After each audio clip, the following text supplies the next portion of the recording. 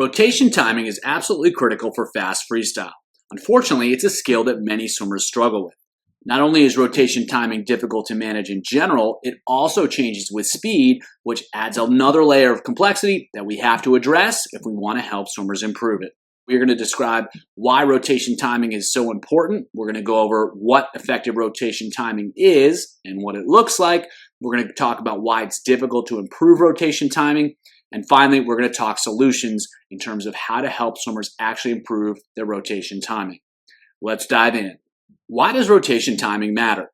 Well, as with almost all skills, it all comes down to better alignment and more propulsion. It allows swimmers to be in the right position at the right time to minimize resistance and maximize propulsion. So first of all, it allows for effective arm recoveries. If swimmers are flat to the water and they try to get the arm out of the water, it's almost impossible to do so. And if they do, it's going to be a really low, straight arm recovery, which is not going to be effective at maintaining alignment. And so by rotating, it allows swimmers to get their arms out of the water for the recovery and to do so effortlessly.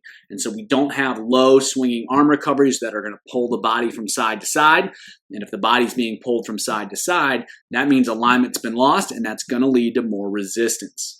And so more than anything else, rotation allows for the arms to be recovered smoothly. And if the arms can be recovered smoothly, swimmers are going to maintain a lot better alignment with a lot less resistance. And just as importantly, if those arms are swinging low and wide, it's going to be a lot harder to set up the stroke because those arms are going to be crashing in at all sorts of angles, and that's going to be very difficult to directly set up the stroke.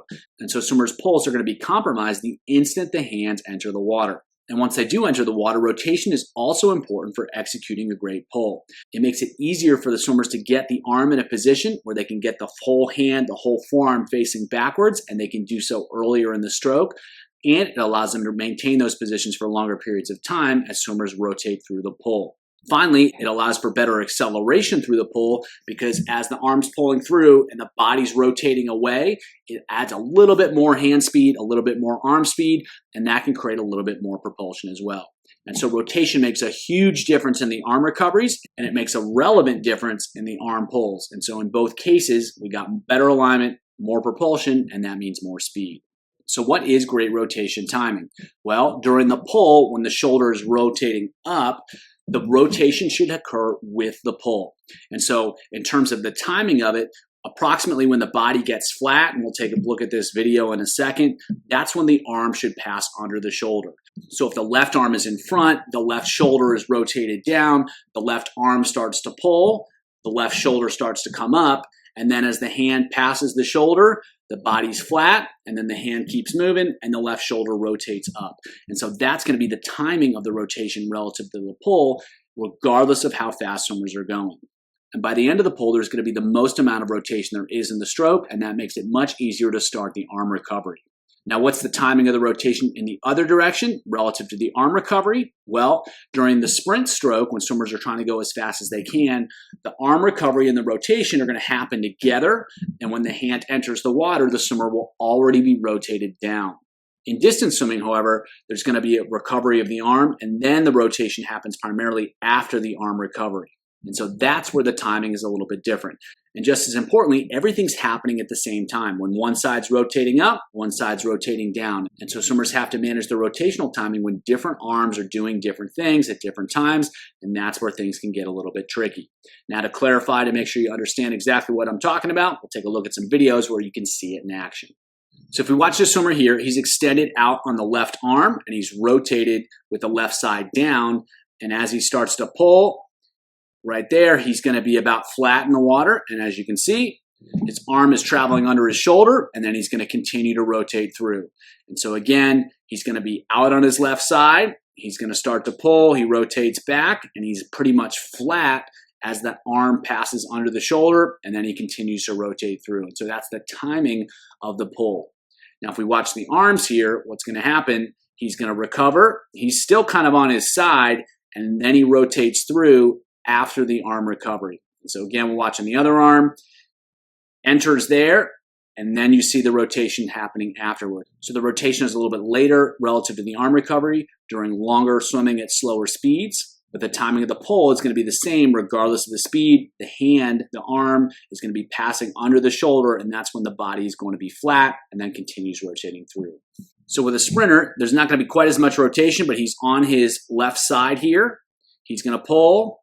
When the arm passes under the shoulder, he's pretty much flat, and you can see that he rotates through after that. So the timing of the pull is pretty much the same. So he's on his right side here. You can see he's pretty much flat here as the arm passes under, and then he rotates through to the other side. Now the thing to pay attention to here, the difference is the arm recoveries. And so as the arm enters here on the right, he's already rotated to his side.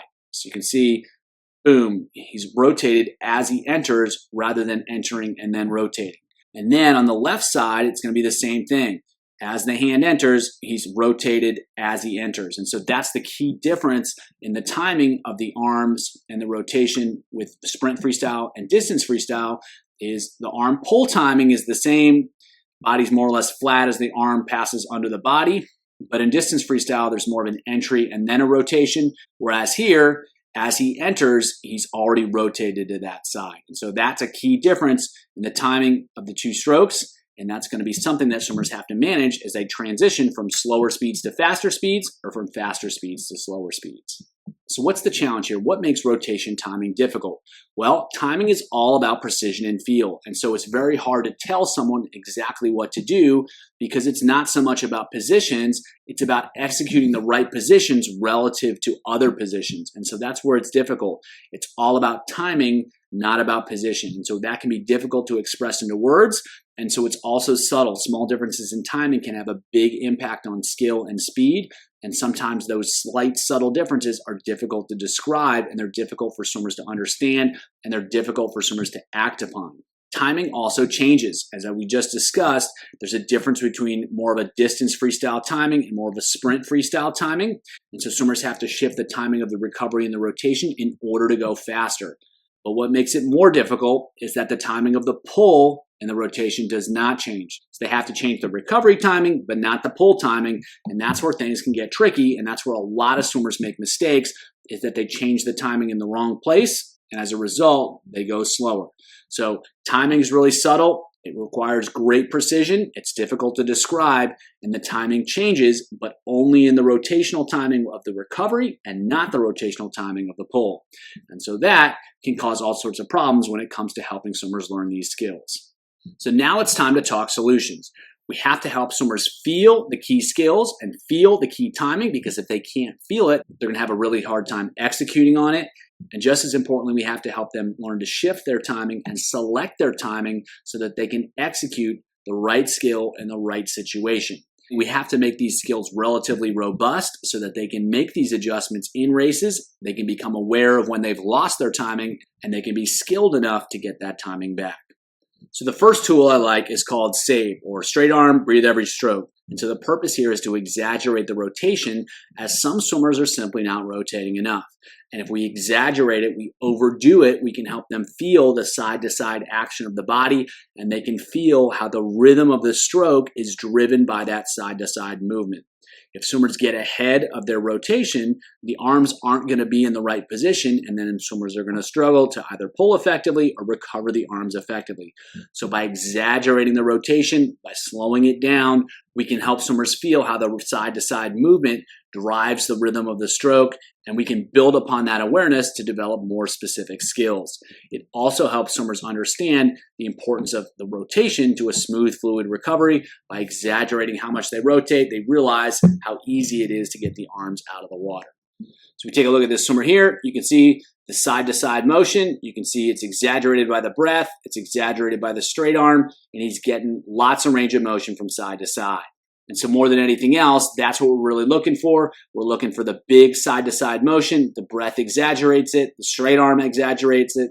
That's going to help them get more rotation through the stroke. And the more rotation they can get through the stroke, they can become aware of that central rhythm. And then we can start to manipulate that closer to what they need to do in races. Next up is underwater recovery. And so swimmers are just going to swim freestyle, but they're going to recover the arms under the water.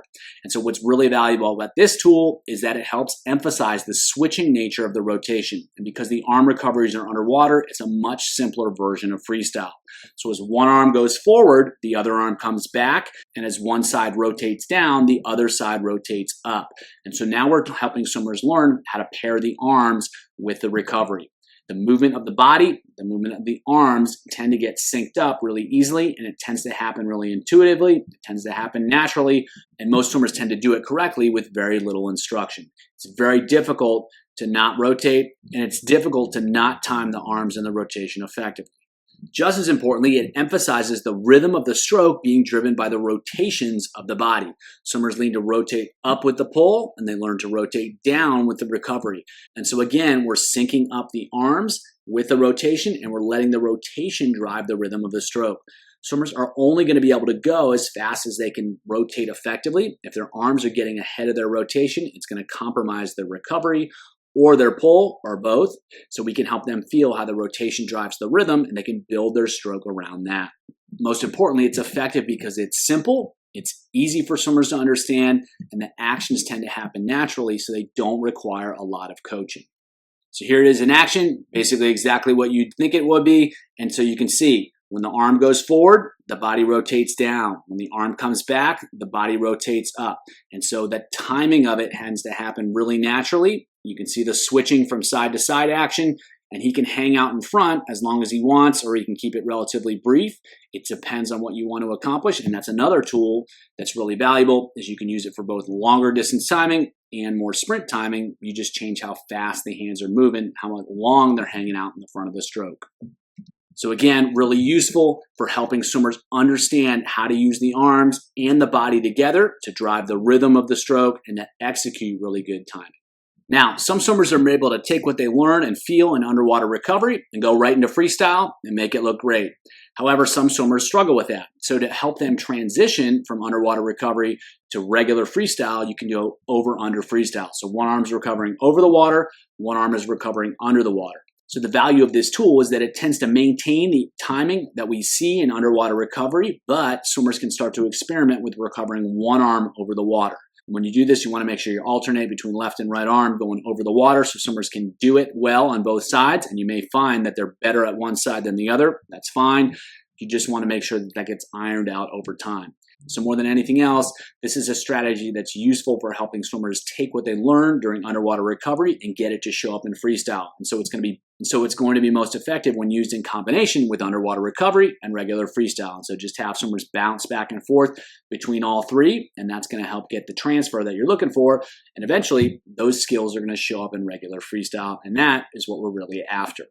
So again, just like underwater recovery, except we've got one arm over the water, one arm under the water, and that's going to help him maintain that same timing while having one arm recovering over the water. And so if you see here, you can see there's really good side-to-side rotation. The arm goes forward, the body goes forward, the arm comes back, the body comes back, and that is the skill we're looking to achieve. And so the better swimmers can be while executing this drill, the more likely it is that they're going to be able to execute it when swimming regular freestyle. Next up is what I call alligator. And so swimmers are going to have the head up, but the eyes are going to be level with the water. So it's not full-on water polo drill. The head is actually going to be lower. And so just like an alligator sits with its eyes right on the surface, that's what swimmers are going to be trying to do. And the value here is that because the head's up a little bit higher, swimmers have to exaggerate the rotation of the shoulders, and it forces them to rotate with the arm recovery, not after the arm recovery. They can't really ride out the front of the stroke here. They've got to be good with driving the shoulders, and the rotation has to happen during the arm recovery.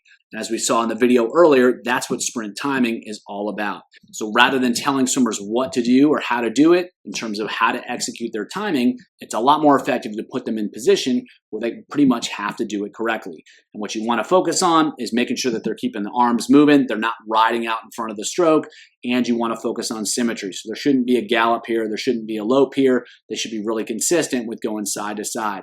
And so this is one, again, you could pair with underwater recovery, have them do a 25 or whatever of that, and then do a 25 of alligator with a little bit more tempo. Again, heads up a little bit, and they're really focusing on rotating the shoulders with the arm recovery. That's going to help them get the timing that they're looking for.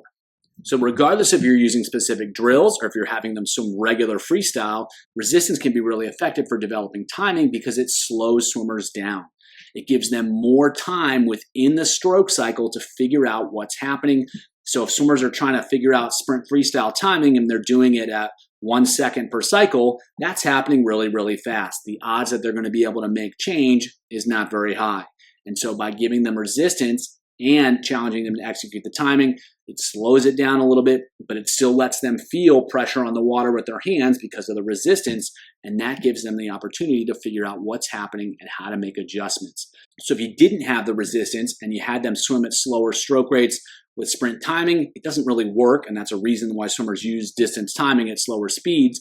But because of the resistance, they can still hold water at slow stroke rates and swim with sprint timing at low stroke rates. And again, the more time we give them to feel things out, to figure things out within a stroke cycle, the more likely it is that they're going to make positive changes. And as with everything, I like to alternate between resisted and unresisted swimming because that lets them feel the skills and then it gives them the chance to execute those skills in normal conditions. And again, it doesn't matter how well they can do it with resistance. What ultimately matters is how well they can do it without resistance. So we want to give them the opportunity to feel it with the resistance, but then execute it without the resistance. Now, as we discussed earlier, speed changes timing. And so swimmers have to be able to not only adjust their timing, they have to be able to adjust their timing in a way that creates speed.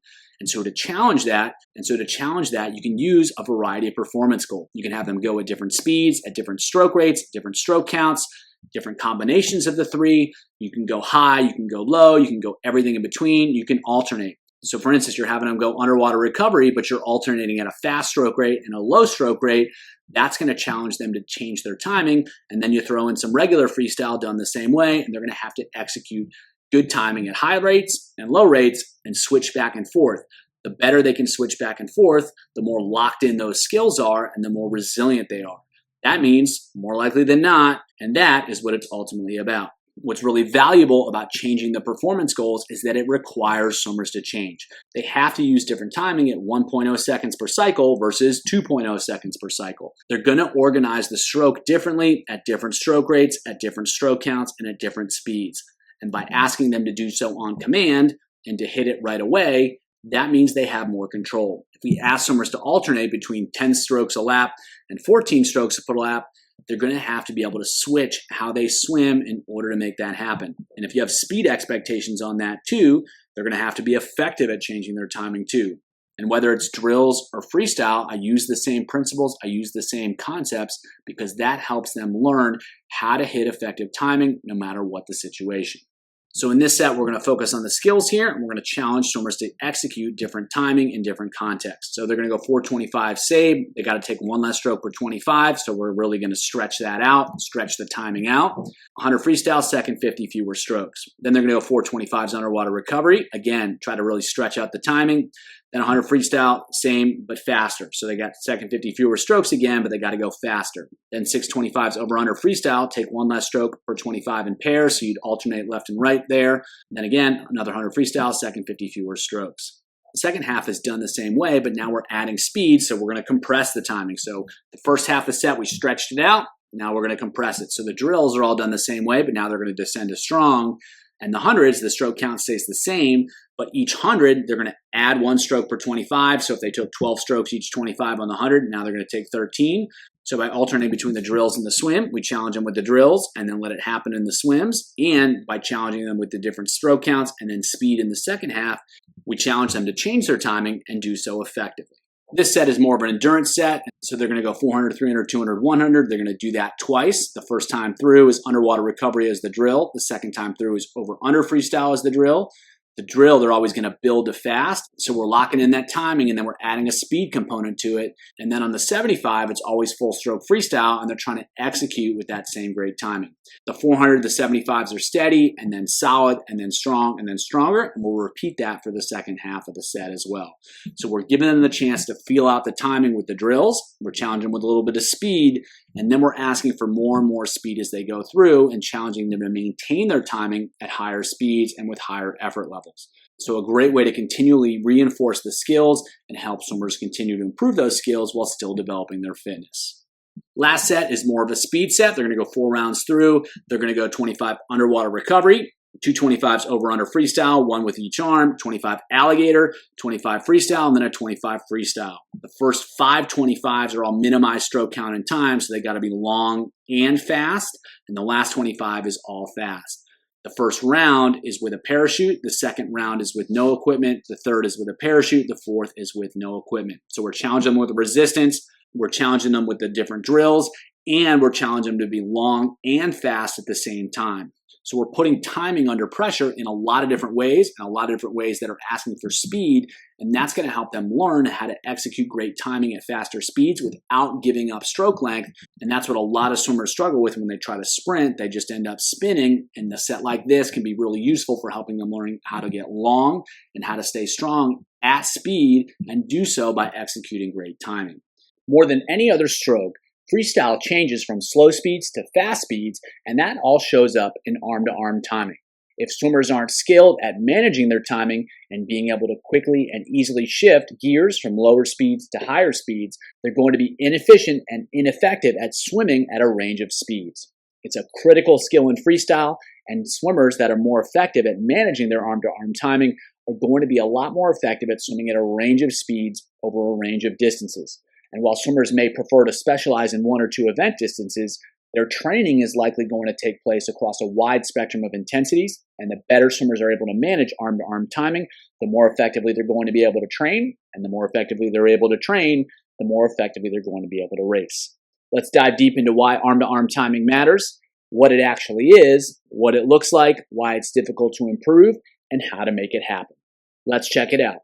So why does timing matter? Well, it all comes down to speed. So swimmers can increase their speed by 1, creating more propulsion per pull, or 2, reducing the time between pulls, or they can do both at the same time.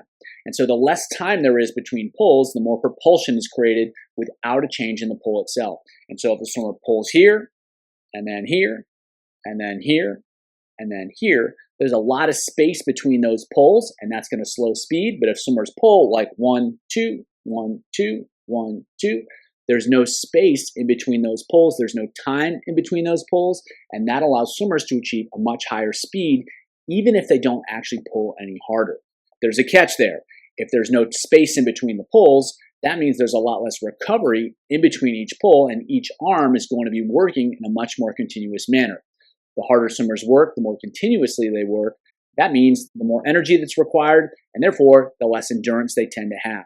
And so it's a really powerful gear shift that can be used to create speed as opposed to, and in addition to, just trying to pull harder. And so swimmers can swim faster by pulling harder without changing their timing. But if they change their timing, they don't necessarily have to pull harder. And if they choose to pull harder, they can swim even faster. So it's a really powerful tool. And the better swimmers can learn to manage their timing, the more effective they're going to be, the faster they'll swim, and the more efficient they'll be. So what is arm-to-arm timing? Well, at slow speeds, the arms catch up in the front of the stroke, and that both arms end up being in front of the shoulders at the same time at some point in the stroke cycle. And generally, swimmers are going to enter the water, they're going to pause, they're going to wait to set up the stroke, and then they're going to set up the stroke. And so because of that, there's going to be time, there's going to be separation between propulsive actions. So the one arm pulls, and then there's a pause, and then the other arm pulls, there's a pause, and then the other arm pulls, and so on. So there's space, there's time in between those arm pulls. At higher speeds, however, the arms are going to move in opposition. As soon as one arm stops pulling, the other arm is going to start pulling, and then just vice versa. So at any point in the stroke, one of the arms is going to be creating at least a little bit of propulsion, and that allows for much more continuous propulsion and continuous speed. And again, there's no pause after the entry. In order to do that, swimmers have to get into the next stroke cycle right away, and that eliminates the time between propulsive actions. So again, more continuous propulsion, more speed. So those represent the extremes: really smooth, slow swimming, and then really fast sprint swimming. And in between, we have intermediate timing, where there's less of a pause in the front, but it's still not continuous. And that's going to be a spectrum in terms of how fast swimmers are swimming. That's going to determine, to some extent, the timing that they use.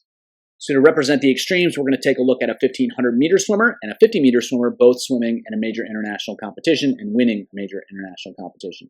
So we watch here. The left arm just finished pulling, and then the right arm doesn't really start pulling until the left arm enters the water. And so again, that left arm's just hanging out there. And right about now, he's starting to pull and the right arm is entering. And so from here to there, there's no propulsion being created with the upper body. And so that's going to create a bunch of space, a bunch of time in between arm pulls, and that's going to allow for someone to recover a little bit. However, it's going to make it more difficult to create speed because for that period of time, there's no propulsion coming from the upper body, which is going to make it harder to move forward. So again, no propulsion, and then finally propulsion, and then no propulsion, and finally propulsion. So there's the space between those strokes, which is what characterizes a catch-up or overlap timing, which is going to happen at slower speeds relative to maximal speeds.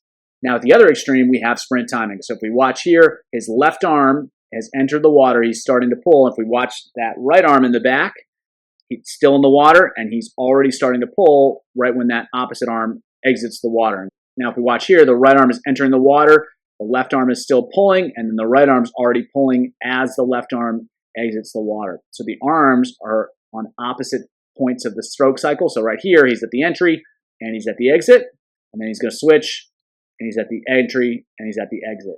And so the arms are moving in opposition, and because of that, there's no time where he's not creating propulsion on the water. So right here, he's already creating propulsion on the left arm, and he just exited with the right arm. So there's no space, and there's no pause in between the strokes. And so even if those two swimmers are pulling with the same effort level, there's going to be more speed in the sprinter's case because there's no pause in propulsion.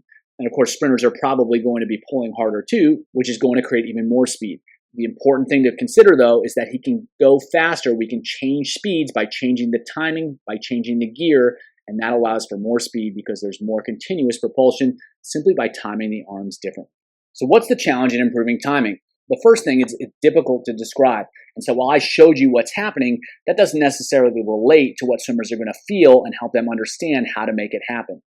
Because there's no specific action for them to perform. You can't tell them to bend the elbow at 90 degrees or whatever. You can't tell them to move the arm to the left or to the right. It's the relationship between the arms that matters and that changes.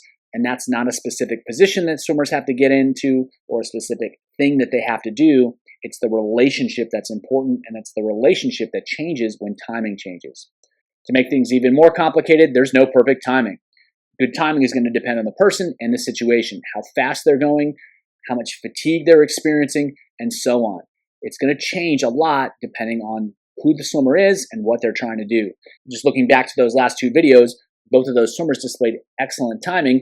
They both won an Olympic gold medal, but the timing was clearly very different. So swimmers have to learn the right timing for them in the right situation, and it's difficult as a coach to know exactly what that solution is going to be for them, let alone how to communicate what they need to do. Finally, most swimmers have a timing that they're most comfortable with. They struggle to lengthen it out, and they struggle to shrink it down.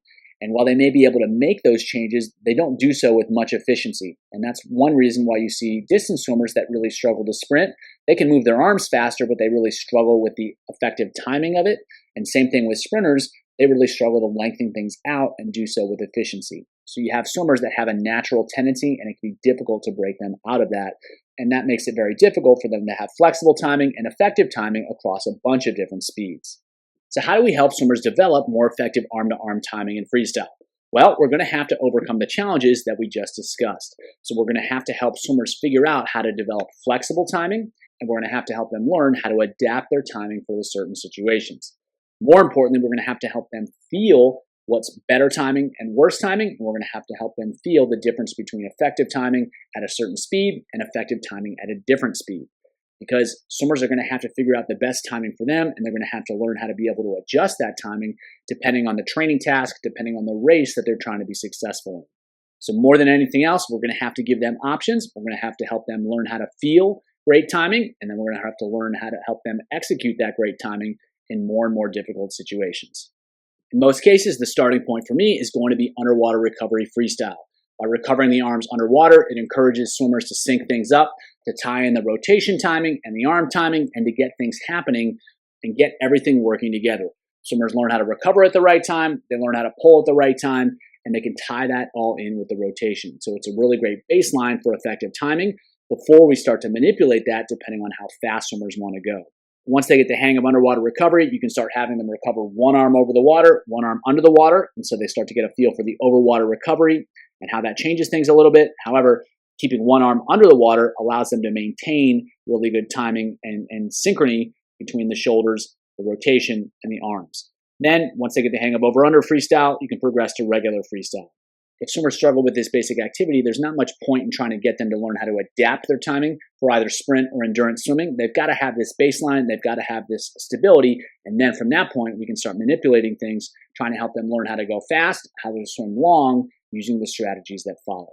So underwater recovery is exactly what it sounds like. Swimmers are going to recover the arms under the water, and they're going to switch them back and forth. And so the key idea here is that when they reach forward, they roll forward, and when they pull back, they roll back. And so if swimmers can understand that connection between the shoulders, the rotation, and the arms, they're going to have a good baseline for rotating effectively and for timing the strokes effectively. If the arms are moving independent of the body, it's going to be really difficult to get things locked in. So this can be a really effective starting point to help swimmers figure out how to time their freestyle well. And once they figure that out, they can start to transition to over-under recovery, where they recover one arm over the water, one arm under the water, and that can be really useful for helping transition to regular freestyle. The next strategy is to drill at the extremes of timing. And so if swimmers can execute the extremes of timing, they're usually able to fill in the details in the middle. And so they can swim with really long timing and really fast timing. Intermediate timing is usually not too much of a problem. And so we want to use drills that exaggerate extreme timing. So the first one is going to be alligator, where they swim with the head up, but the eyes are right at the surface of the water. And so to do that, swimmers aren't going to be able to pause in the front of the stroke, and they're going to have to be really good with rotating and driving the shoulders to help them get the arms out of the water and swing the arms forward. So when we watched our sprint freestyler earlier, you could see that he was very continuous with his arm motions and that there was really good shoulder drive. That's what the alligator exercise can do and can allow them to maintain really good fluidity by having the eyes at surface level as opposed to picking the head up high. It allows for a lot more rhythm, and it's a lot more similar to regular freestyle. However, by just having the head up a little bit, you get that better shoulder drive and you get a more immediate action when the arm enters the water. At the other extreme, you can use save, which is straight arm, breathe every stroke. And what they're going to do there is they're going to really exaggerate the rotation from side to side. That's going to be exaggerated with the breathing. By recovering the arm straight over the water, they're going to have to, again, really rotate a lot higher, a lot more. And so we're exaggerating the space in between the strokes. They're going to have to be patient in the front. They're going to have to wait for it with each stroke. And again, that helps them learn to create more space to really expand the stroke and take more time in between strokes. Once they get the hang of the drills, you start challenging them with speed, with stroke rate, with stroke count, and a lot of different ways to help them learn how to execute those drills in more difficult situations and with bigger challenges. So this is alligator, and he can actually have his head a little bit lower if he wanted to. The idea is that you're staying really low, just picking up the head a little bit so that the eyes are right at the level of the water, and that gives them a little bit more freedom to recover the arms and then get right on top of it without any pause in the front of the stroke. In contrast here with save, there's going to be a lot more patience in the front of the stroke. You can see the exaggerated rotation and getting a lot more range of motion, and that's ultimately what we're going to be looking for to exaggerate here. We want more space in the stroke. We definitely want overlap or catch-up timing in the front, and we want them to take a lot of time in between strokes and big pauses in between the pulls and a lot of space between the pulls. Next strategy for improving these skills is alternating speeds. And so we talked about speed is the biggest driver of timing when swimmers move from a distance swim to a sprint swim. That's going to really facilitate differences in timing, so we can challenge them to control their timing by changing their speed. So we want to see, can they make adjustments? Can they shift gears? Can they shift gears effectively? Can they shift gears efficiently? Can they make big gear shifts? Can they make small gear shifts? So one, can they actually change their timing? That's going to be pretty important. If they can't do that, that's where we start. Two, can they shift gears effectively? Can they actually change speeds and do so by changing their timing? Can they change gears efficiently? So are they able to do it in a way that doesn't take a ton of energy? Can they create more speed just by changing the timing without having to try harder? And when they shift down, can they really reduce the energy demand of what they're trying to do? And so sometimes it's really difficult for swimmers to make big jumps in timing back to back. And then other times it's difficult for swimmers to make subtle changes. They can make big ones, but they can't make subtle ones. And likewise, other swimmers can make those small changes, but only within a narrow range. They can't make really big changes. And so by having swimmers use a lot of different speeds and alternate those speeds going faster or slower, descending or building, it's going to be a lot more effective at helping them learn how to manipulate and control their timing in order to create speed, efficiently. Next strategy is to have them create speed at various stroke counts. So by having swimmers swim at different stroke counts, they have to use a different timing to do so effectively. And by having swimmers create speed at various stroke counts, they have to learn to use that timing effectively. If they're taking 8 strokes per lap, they have to be able to create speed and use that timing well. If they're taking 12 strokes a lap, they need to be able to use that timing well and create speed. So regardless of what the stroke count is, if you ask them to go fast at that count, they'll learn how to create speed well. And if you change the counts, you're going to require them to use different stroke timing in order to create speed. As with changing speed, if you vary the nature of the stroke counts, it can be really helpful for promoting change. So you can perform multiple repetitions at a given count. So you can go 3 reps at 10 strokes, 3 reps at 14 strokes, and then you can also alternate between higher and lower counts, alternate between 8 and 12, 8 and 12, 8 and 12, or whatever the stroke counts are going to be. You can increase the stroke count each rep. So we go 10, 11, 12, 13, 14, or we go 15, 14, 13, 12, 11, 10. And again, you can have them go at various speeds within those changes. So by having them use a lot of different stroke counts and asking them to perform at a lot of different stroke counts, we're going to help them become more flexible with their timing and, more importantly, be able to perform at different stroke timings. Just like with stroke counts, you can perform the same strategy with stroke rates. So if you have a tempo trainer, it can be really effective. You just set the rate, have them follow the beeps. So if you give them a really slow stroke rate, they're going to have to be really long and create a lot of space between strokes. If you give them a really fast stroke rate, the timing is going to be very different. And just as with stroke counts, you can challenge them to go fast at those different rates. If it's a really slow stroke rate and they got to create speed, that's going to take a different strategy than a really fast stroke rate and trying to create speed as well. So not only are they able to switch their timing, they're able to create speed at different stroke timings. And just as with stroke counts, you can vary the nature of the stroke rates. You can have them go multiple repetitions at a given rate. You can have them alternate between high rates and low rates. So for instance, you can have them alternate between a 100 stroke rate and a 1500 stroke rate and have them go back and forth. You can increase the stroke rate each rep, so faster and faster each rep, or you can have them decrease the rate each rep and go slower and slower each rep. There's lots of different ways to challenge them, and in every case, by changing the stroke rate, you're going to change their timing, and by asking them to swim fast at a given stroke rate, you're going to challenge their ability to use that stroke timing effectively. So when we've considered the different drills, we've considered the different ways to manipulate speed, stroke count, and stroke rate, and different variations within that, we've got a lot of different options. And so to help swimmers improve their timing, you want to use a lot of those options. So if they can execute great timing, they can switch it up in different contexts, and they can perform in different contexts, they're going to have control over what they can do. And if they have control over what they can do, they're going to be able to manage that in races a whole lot more effectively.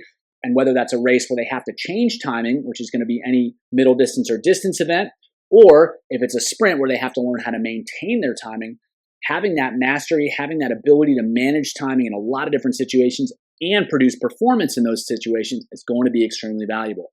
And you don't just have to stick with those drills or those stroke rate, speed, or stroke count modifications. You can also add training aids into the mix, doing it with fins, with a buoy, etc. You can add resistance, so drag socks, stretch cords, parachutes, whatever. Add that into the mix. That's going to create another challenge. Different hand postures, so closed fist, holding a paddle upside down. All these different options can add variety, and the more variety there is, the more they can execute in different contexts, the more prepared they're going to be to execute in any context, and in particular, the contexts that matter in races. So this is a skill-based set. We're going to go 2 rounds through this. They're going to go 225s underwater recovery. Then they're going to go 625s. The odds are save. The evens are alligator. On the save, they're going to descend 1 to 3, so get faster. And on the alligator, they're actually going to get slower 1 to 3. Then they're going to go 450s freestyle. The odds are 25 as few strokes as possible, 25 build to fast. And the evens are 25 build to fast, 25 as few strokes as possible. So we're setting things up with the underwater recovery, then with the save and the alligator. On the save, they're trying to go faster, and the timing is going to get closer and closer together. And on the alligator, they're trying to go slower, so the timing is going to get further and further apart. That's going to challenge them to do the opposite of what the drill is intended to do. Then on the 450s, they're alternating between being really long and being really fast, and they're challenged to do that in alternating ways. The next half of the set is basically the same idea, except on those saves, now they're going to get slower each one, and they're going to descend, they're going to get faster on the alligator ones. Then freestyle, they're going to try to go as big a descent as possible without increasing the effort. So they have to change the timing in order to go faster. So a lot of different ways to challenge the skills here, challenge the drills here, and hopefully help swimmers learn to experience and improve the extremes of timing and being able to manipulate that in order to create speed. This is more of an aerobic set with a little bit more of a sprint spice throughout. So they're going to go 2 12.5 alligator fast and then a 50 at 200 speed. Then they're going to go 300 cruise, and the first 25 of every 100 is saved. So we're getting a little bit of a spike here, and then we're doing that with really fast timing, and then we'll back that up with some really long, smooth timing. Then they're going to go the same basic thing, except now it's a 25 freestyle at 100 speed, and then they're going to go 2 150s for a little bit faster, and again, the first 25 of every 150 is saved. Next piece through, again, those alligator reps, and then a 15 at 50 speed, and then 3 100s, solid effort. First 25 of every 100 is saved. So a little bit of a speed spike with speed timing, and then really space that out and be really long, be really smooth on those 300-meter segments. 2 rounds through that to help them experience the extremes again of the timing so that they can learn how to manage the opposite ends and then hopefully fill everything in when it's time to go a little bit faster and swim at an intermediate speed. This is more of a speed set. They're going to go 425s free as fast as possible. The odds are going to be at 1.8 seconds per cycle, so it's going to take them 1.8 seconds each cycle, and then the evens are at 1.3. So there's a pretty big difference between those two, and they're still trying to go as fast as they can. Then they're going to go 50 easy, and then they're going to go 425s as fast as possible again. Now the odds are at 10 strokes per lap, and the evens are at 3. Now as we move down the set, the same basic idea holds. We're going to go as fast as possible. We're going to alternate between faster and lower rates, more or less strokes, but the difference is the spread increases. So the odd reps are going to get longer in that the stroke rate is going to be slower and the stroke count is going to be lower, and then the even reps are going to get tighter in that the stroke rate is going to get faster and the stroke count is going to go higher, which is going to allow them to go faster. So it's really going to be a challenge for them. One, they're going to have to manage stroke rates and stroke counts. They're trying to go as fast as they can, and they're working at the extremes of fast tempo, slow tempo, long strokes, shorter strokes, and those numbers are changing as they go. And of course, pick the appropriate stroke counts and the stroke rates for your swimmers. These are just an example, but it's a real challenge to help swimmers learn how to change their timing, and they have to go fast within that timing. Rotation timing is absolutely critical for fast swimming in backstroke. And unfortunately, rotational concepts in freestyle are often applied to backstroke, when in reality, backstroke rotation timing is completely different. I'm going to tell you everything you need to know about backstroke rotation timing, and I'm going to provide you several strategies that you can use to help your swimmers improve their backstroke timing. Backstroke rotation timing is actually quite different than freestyle rotation timing. And once we understand what's actually happening in backstroke rotation timing, we can start to develop strategies to help swimmers learn these skills quickly and easily. We're going to go over why backstroke timing matters. We're going to go over what backstroke timing looks like and what it is. We're going to go over why backstroke timing can be difficult to improve, and then we're going to go over my favorite strategies to improve backstroke timing. Finally, we'll cap it off with some backstroke sets that you can either implement immediately or modify to help your swimmers learn better rotational timing. So what's the big deal? Why does rotation timing matter? Well, there's only so much range of motion in the shoulder, and it's hard to get the arm back behind the body. So think about it. If you're laying on your back in the water and you try to get your hand really deep, it's really difficult to do that without rotating. And when swimmers are on their back, the arm needs to get down behind the body to get deep in the water so that they can create propulsion. And because the shoulder doesn't really have the range of motion to do that, we need to do something else. And that solution is rotation. So you can just stand here, and if you want to get your arm well behind your body, you can't just reach it back. You're going to have to rotate back, and all of a sudden, you have access to that range of motion. And so rotation creates the necessary range of motion. Now, the arm can get into an effective position to pull with, and it can stay in that effective position for a lot longer. That means stronger pulling actions. Stronger pulling actions mean more propulsion. More propulsion means more speed. So again, the reason swimmers rotate is to get into effective pulling positions. And if they don't, they're not going to be able to pull very effectively. They're not going to swim very fast. The drawback of rotation is that it takes time. And so more rotation is going to mean a slower stroke rate, and a slower stroke rate means less speed. And since speed is the name of the game, we only want swimmers to rotate as much as necessary to get into effective pulling positions and no more. So how can we minimize the amount of rotation while maximizing the impact of rotation? It all comes back to timing. If the rotation timing is effective, swimmers can get into better positions, they can get there faster, and they can get just as much propulsion in less time. And if they can do that, they're going to swim fast. So what actually is effective rotation timing in backstroke? Well, when the hand enters the water, there's going to be a quick downward rotation to the same side, and this is going to happen fast. And so it gets the swimmer into the position to pull effectively, and it does so really quickly. Remember, we need to get the arm underwater in order to create propulsion, and we need to get there in an effective position. Next, there's almost zero rotation through most of the pull. And so the swimmer, once they get into that position after the entry, they're going to stay there throughout the majority of the pull. The swimmer is going to stay rotated down to maintain effective pulling positions. If they rotate away, they're going to lose that effective position, and they're not going to be able to create as much propulsion.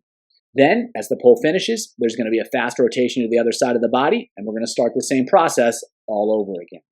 And so while freestyle rotation tends to be relatively smooth and continuous, rotation in backstroke is intermittent and it's rapid. It's not gradual, it's not constant, it's quick and punctuated from side to side. There's very quick shifts in body position, and then there's an absence of movement and then another really quick shift to the other side. And so rotation at the end of the pull is going to be paired with rotation upon entries. So as the pull finishes on one side and the arm enters on the other side, there's going to be a switch to that recovery side. And because the hand speed's really high at the end of the pull, the hand speed's really high at the entry, the momentum of the hands can be used to help swimmers switch sides. And when you use momentum, that means the shift is going to happen faster, which again is what we want, and it's going to take less energy, which again is what we want. More speed for less effort is definitely a great outcome. So we'll take a look at what's happening from under the water first. So as we see here upon entry, the body's going to rotate down, and then he's not going to move very much. Watch the torso. It's not moving, it's not moving, it's not moving, it's not moving. And then only when he finishes the stroke, that's when the rotation really happens. And so again, on the other side, he's going to pull through, watch the back of his suit. It's not moving, it's not moving. And then at the end of the pull there, that's where it really starts to move. And it's happening at the same time as the opposite arm enters the water. So now he's back on this side. He's not moving. He's not moving. He's not moving. And then he's going to switch again. Now we can see the back of his suit again. And now he's on the other side. He's not going to be moving. He's not going to be moving. He's not going to be moving. And then bam, he switches as the hand finishes and the other arm enters. So again, it's a quick shift from side to side. There's a delay of rotation during the pull itself. You see here, there's very, very, very little rotation during the actual pull itself, and that's so that the arm can stay down in the water and create a lot of propulsion. If he rotated away, he wouldn't be able to maintain that same effective position. So he's going to stay down, and now he's got to switch to the other side, so there's the rotation to the other side. So again, there's going to be a quick rotation to one side, there's going to be a pause as the pull happens, and then a quick rotation back to the original side. If we watch over the surface, what you'll see here is the shoulders are going to drive down as the arm enters. So if we watch both these swimmers here, the arm's going to drive in, the opposite shoulder is going to pop up, indicating rotation, and then they're going to slam the arm in, and the other side's going to come up. So as the arms enter, that's driving the rotation. There's not much rotation, and then the other arm enters, and that drives rotation to the other side. And just like we saw with the underwater footage, there's limited rotation during the pull itself, and then at the end of the pull, and as the arms enter, there's a quick shift from side to side, and that's what effective rotation is all about. Now we'll talk about the challenge of helping swimmers improve their timing. If we can better understand the challenge, we're going to be able to design more effective solutions to actually help them improve. So the biggest challenge is that timing is precise and timing is subtle. It's difficult to describe what to do, and it's difficult to time the recovery and the pull at exactly the right moment to get that quick shift from side to side. Another big challenge is a lot of swimmers think that freestyle and backstroke timing are the same, and they try to rotate continuously rather than intermittently. And that's going to have a negative impact on the pull, and that's going to impair their ability to create speed.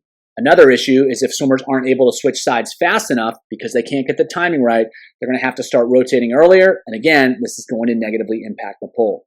And because timing is so precise, and because it's so subtle, it can be difficult to explain exactly what swimmers need to do, because we're not telling them what positions to get in, we're telling them how to perform certain movements in relation to other movements in time. And that can be a little bit more difficult to describe, and it's more difficult for swimmers to understand. So we have to create solutions that overcome these challenges. Now it's time to start talking about the fun stuff. How do we actually help swimmers improve their backstroke timing? I'm going to go over 3 activities that are particularly useful for helping swimmers understand the key positions and the key timing. And then we're going to go over 2 performance strategies that can further accelerate learning. When helping swimmers learn effective backstroke timing, the place I like to start is with side pull. So the focus is on pulling straight back while on the side and without rotating. The goal here is to create sensory awareness. We're trying to help swimmers feel what it's like to pull on the side. We're trying to help swimmers feel what it's like to pull without rotation. And this is 100% an exaggeration. We're going well beyond what they actually need to do, but by creating an awareness of what exists well beyond what they need to do, it becomes a lot easier to do what they actually have to do. So again, this is about creating awareness and helping them feel these key movements. So by magnifying the amount of rotation and a complete lack of rotation, it's going to be a lot easier to learn the skills that we actually want them to develop. So the execution here is pretty simple. They're going to be on their side. They're not going to rotate at all. They're going to set up the stroke, and they're going to pull straight back. So the big idea here is being on the side, getting the arm deep, creating an effective pulling position, and then just pulling straight back. They don't have to worry about rotation. They don't have to worry about the arm recovery. We're just giving them some sensory awareness of what it's like, what it feels like to pull when they're rotated down and to pull without rotating. Next, we're going to use delayed backstroke. So we're going to delay the rotation, but now we're going to do so in an exaggerated way within the context of full stroke swimming. Instead of just doing one arm at a time, both arms are involved. Now there's going to be arm recoveries, there's going to be rotation. We're a lot closer to regular backstroke swimming, but again, we're still exaggerating the delay in the rotation to help swimmers better feel what it's like. And again, if we can exaggerate things, we're more likely to create a change when they're actually swimming backstroke. The key here is that swimmers must complete the pull before they rotate. And again, this allows them to better feel what delayed rotation is like. And we're moving closer to full stroke swimming, which is going to make the transition to full stroke swimming while still executing effective skills a lot easier.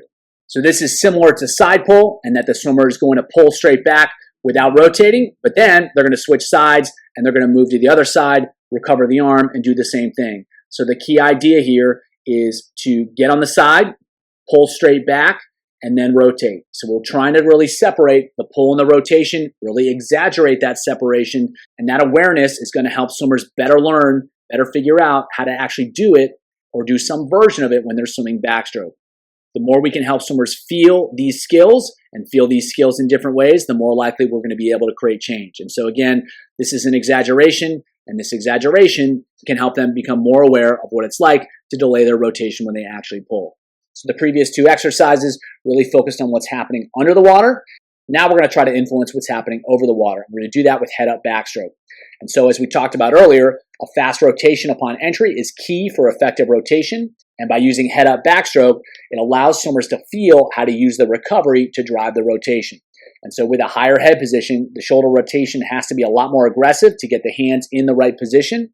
And so swimmers can learn to use the momentum of the arm recovery to swing the arm into position and then facilitate the rotation using the hand speed rather than just trying to twist the shoulders. So again, by exaggerating, by making things a little bit more difficult, we can help swimmers learn the key skills by overdoing what they're actually going to have to do when they swim regular backstroke. If they can be successful with overdoing it, doing what they actually need to do is going to be a lot simpler. So we watch here, the head's going to be up a little bit. It doesn't have to be up extremely high. But then the focus is on really driving the shoulders and swinging the arms into position. And you can see here, his shoulders are moving back and forth. He's really getting the arm in position and driving the rotation with the entry. And the more effective swimmers can be with this, the more they can do it at higher speeds and higher rates, the more effective they're going to be at doing it when swimming regular backstroke. Having discussed 3 different activities that you can use to help swimmers improve their timing, now we're going to talk about 2 different strategies that you can use to help swimmers improve their timing regardless of the activity you choose to use. So the first up is resistance. When you use resistance, everything is going to be slowed down. And that's because of the added resistance. It simply takes more time to move through the pull. And this allows swimmers to get into the right position at slower speeds. So because everything's happening just a little bit slower, they have more time to react, they have more time to adjust, they have more time to feel it out. And so that way they can learn effective timing at high effort levels because they're still going to work hard to overcome the resistance, but it's happening at slower speeds. And so for swimmers that can't make it happen at really fast speeds, doing stuff with resistance can help put them in a situation where they have time to figure it out. And once they can figure it out with the resistance, you can start to take the resistance away and let them figure it out with normal swimming. And because they're working at high effort levels, the transition to higher speed and higher effort levels is relatively smooth. It's not like they're swimming slow. Everything's just happening slower, even though they're working at high effort levels.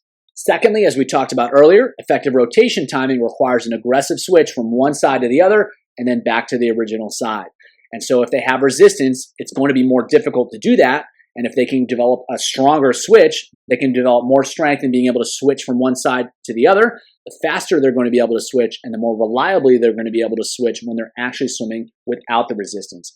So we're actually strength training the skill here. We're helping swimmers develop the skill and the strength to switch from side to side faster and more effectively. Lastly, if swimmers are getting in the right position with their timing, they're going to be able to execute a more effective pull. And because they have to overcome the resistance to create propulsion, and a more effective pull is going to be a lot more obvious due to the extra load. If they're in poor positions, it's going to be really difficult to work against the resistance, but if they're in effective positions, it's going to be a lot easier to work against the resistance, and they're going to be able to feel that. While it can help them feel when they are being effective, more importantly, it's going to help them really feel when they're not being effective, because they simply won't be able to create nearly as much propulsion if they get the timing wrong. And so for all those reasons, resistance can be really effective at helping swimmers learn to improve their timing in backstroke.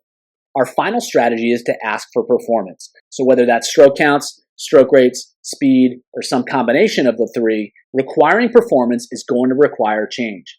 Simply performing some of these activities can be useful in and of itself, but when you ask them to swim faster, swim longer, or swim with this specific stroke rate, they're going to have to really change and find ways to execute those drills, execute those activities within the parameters of the set.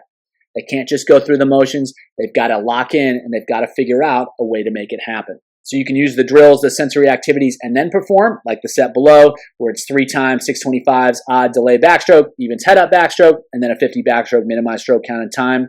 Or you can actually have them perform during the sensory activities. So 625 side pull, odds are left, evens are right, minimized stroke count, and then 50 backstroke, minimized stroke count and time. So by challenging regular swimming, you're going to get change. And by challenging the activities we described earlier, that helps swimmers become more aware of what they're doing. By challenging those as well, you're going to get change in those activities too.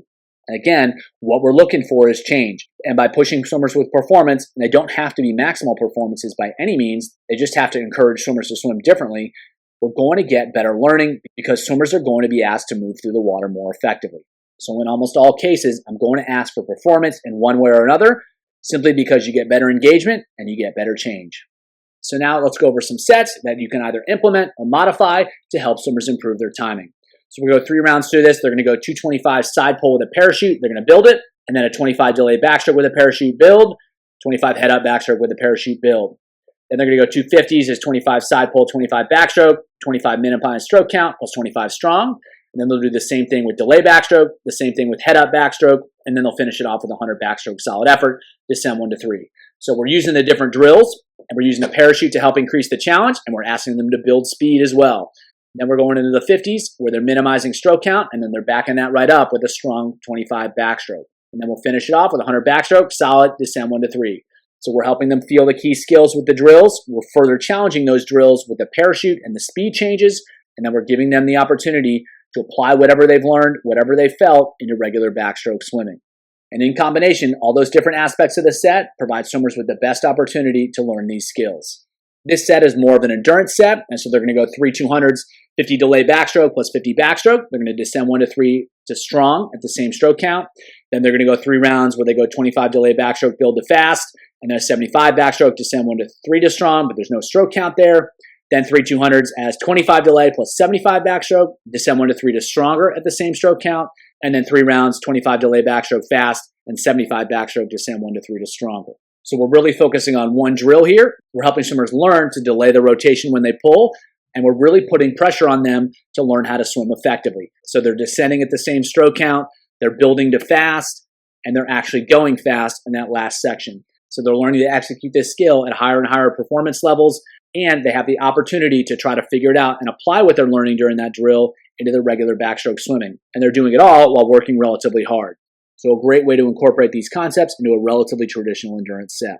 This third and final set is geared more towards improving these skills at faster speeds. So they're going to go 2 rounds through. They're going to start off with 6 efforts. The odds are 25 delay backstroke with a parachute, minimize stroke count and time. and then they're going to go 8 cycles of head up backstroke with a parachute fast.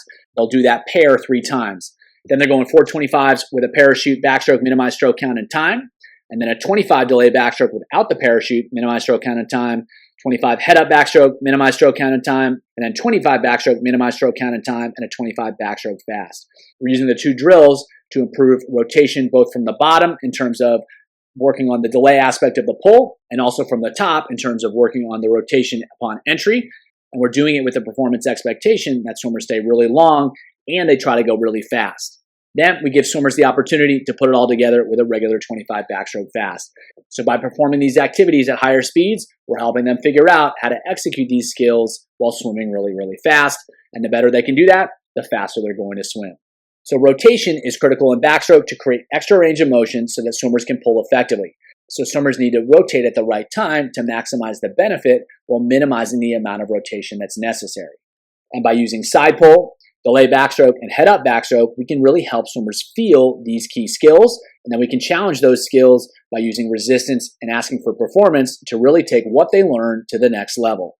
And at that point, all you have to do is write some sets that put these ideas into practice to help your swimmers learn effective backstroke timing. And if they can learn effective backstroke timing, they're going to swim fast. Breaststroke timing can be one of the most difficult skills for swimmers to learn. And even when they learn it, it can come and go just like that, and often at the worst possible time. Fortunately, breaststroke timing is actually pretty simple, even if it's hard to do. And in this video, we're going to go over strategies to help your swimmers more consistently and reliably learn breaststroke timing and be able to execute it when it matters. We'll go over why it matters, what it is, what it looks like, why it's difficult to improve, and then how to actually make it happen. Let's check it out. So why does timing matter in breaststroke? The analogy I like to use is hitting the gas and the brakes at the same time. There's no speed. And so there's a lot of propulsion that's created with the arms and the legs in breaststroke, but there's also a lot of resistance that's created with the arms and the legs in breaststroke. And if they happen at the same time, you're pushing both pedals in the car. While they might move forward, it's going to take a lot of energy and it's not going to be very fast. So we have to help swimmers make sure they're doing the right thing at the right time to maximize and optimize their speed. And timing also influences the effectiveness of the arms and the legs. So the kick and the pull can create more propulsion or less propulsion depending on when they happen within the stroke cycle. So if swimmers can get timing right, they're going to get more out of the same. If they get it wrong, they're going to get a lot less out of the same. That's also true of the arm recoveries and the leg recoveries. They happen slowly, they happen at the wrong time, they're going to create a lot more resistance than if they can happen at the right time. So we have to help swimmers figure out how to do the right things at the right time to get more speed out of the same effort, and that is exactly what we want. So what is effective breaststroke timing? As I mentioned earlier, it's actually pretty simple, if not easy to do. So swimmers need to learn how to separate the arms and the legs. The legs are going to kick when the arms are in streamline, and the arms are going to pull when the legs are in streamline. So that means they're hitting the gas without hitting the brake, and they're going to get a lot more propulsion out of the kick, out of the pull, and it's going to take a lot less energy, a lot less effort. And so when the arms and the legs are separated, swimmers can change their timing depending on how fast they want to go. They can get more separation when they want to go slower, and they need to shrink the separation when they want to go faster. So in a 200 breaststroke, there tends to be more time between the arms and the legs. And then in a 50 breaststroke, there tends to be little to no time between the arms and the leg. And that's a skill that swimmers need to manage in order to swim the right stroke at the right time for the right event. Regardless, fast recoveries are going to be critical for effective breaststroke. It allows swimmers to minimize the amount of time they spend in positions that create a lot of resistance. And it allows them to maintain high stroke rates, even though they have to wait and be patient and separate the arms and the legs. So if everything happens slow, it's going to be slow. But if they can recover fast, they'll get out of resisted positions faster, and they'll be able to keep the stroke rate and the kick rate up, which is also critical for going fast. So let's check out what it looks like in some elite swimmers. So first, we'll watch some 200 swimmers as it's a little bit easier to see this timing. So we'll start here in a streamline position, and the first thing he's going to do is he's going to pull and watch what happens with the legs. They don't move. He's not going to recover the legs until the arm pull is completely finished. So he's finished the arm pull here. He still hasn't started to recover the legs with any type of effort or intensity. And then he's going to recover the arms forward quickly, recover the legs quickly, and now once he starts to kick, he's already back into streamline with the upper body. So by having the arms in streamline when he kicks, he's going to get a lot more speed than if he was in a position that's creating a lot of resistance. And so he's going to kick there. And again, now he's going to separate the arms and the legs. He just kicked with the legs. Now he's going to pull with the arms. And because he's swimming at 200, there's a lot of space between the arms and the legs, especially with this swimmer who's really good at maintaining alignment and has a strong kick. The principle is the same even with all athletes. However, how much separation can differ from swimmer to swimmer. Now again, arms are pulling, the legs are in streamline, so he's hitting the gas. He's not hitting the brakes with the legs. He gets through that, and then he's going to recover the arms fast. He's going to recover the legs fast, so that he's in a position, he's back in streamline, he can kick, and he's going to be able to get a lot more out of that kick, just like he got a lot more out of that pull. And so it's simple, it's effective, and it's all about arms and then legs with separation, with space between the arms and between the legs. So now let's take a look at what happens over shorter distances when swimmers are swimming hundreds. So now this is a race where a swimmer is breaking the world record in the 100, and we're going to watch and see if he has the same basic concepts, the same basic principles when he's swimming fast at really high stroke rates. So he's going to be pulling here, and then he's finished his pull. The legs have still not recovered, just like our other swimmer. And then quick recovery of the arms, quick recovery of the legs, and now he's in a position to kick back with the upper body in streamline. There it happens there, and then once he starts the pull, his legs are back in alignment, everything's tight, and that's going to allow him to create a powerful pull with as little resistance as possible, and then recover again. Legs come up fast, arms recover fast, he gets out of those positions quickly, and also allows him to get in position to execute a great kick while being in really great alignment. So what's really important there is the separation between the arms and the legs. And the difference between our previous swimmer and this swimmer is one is going to wait a lot longer between the pull and the kick and the kick and the pull. But this swimmer, because he has to swim faster, he has to have a higher stroke rate, he's going to wait a lot less. It's going to be arms and then legs, and it's going to happen really fast. There's not going to be a lot of separation, and that allows him to maintain really great timing while still swimming with a really high stroke rate. And that's ultimately what we're trying to do. We're trying to help swimmers learn how to separate the arms, how to separate the legs, and really make it happen at fast stroke rates when they're trying to go fast, and at appropriate stroke rates when they're trying to go a little bit slower. So what's the challenge in helping swimmers learn to improve their timing? First of all, timing is going to be very precise. It's going to be very subtle. And small differences that you probably can't even see can lead to major changes in speed. And these subtleties, this nuance, can't necessarily be simplified into words. And so while you can have the concept of separating the arms and the legs, and that's going to be an effective principle, what swimmers have to do to feel that and how to change that depending on how fast they're going is a lot more difficult. And it's going to be really tough to tell them exactly what to do. So we want to put them in positions where they can feel and figure out what they need to do in a lot of different situations. The other challenge is that it's pretty easy to be aggressive. It's pretty easy to be patient. It's hard to do both at the same time within the same stroke cycle with both the arms and the legs. So the limbs need to be able to move fast, and they need to be able to move slow in an alternating fashion. So the arms are going to recover really fast, and then they're going to be patient as they either wait or build into the pull. Likewise with the legs, there's going to be a really fast recovery of the legs.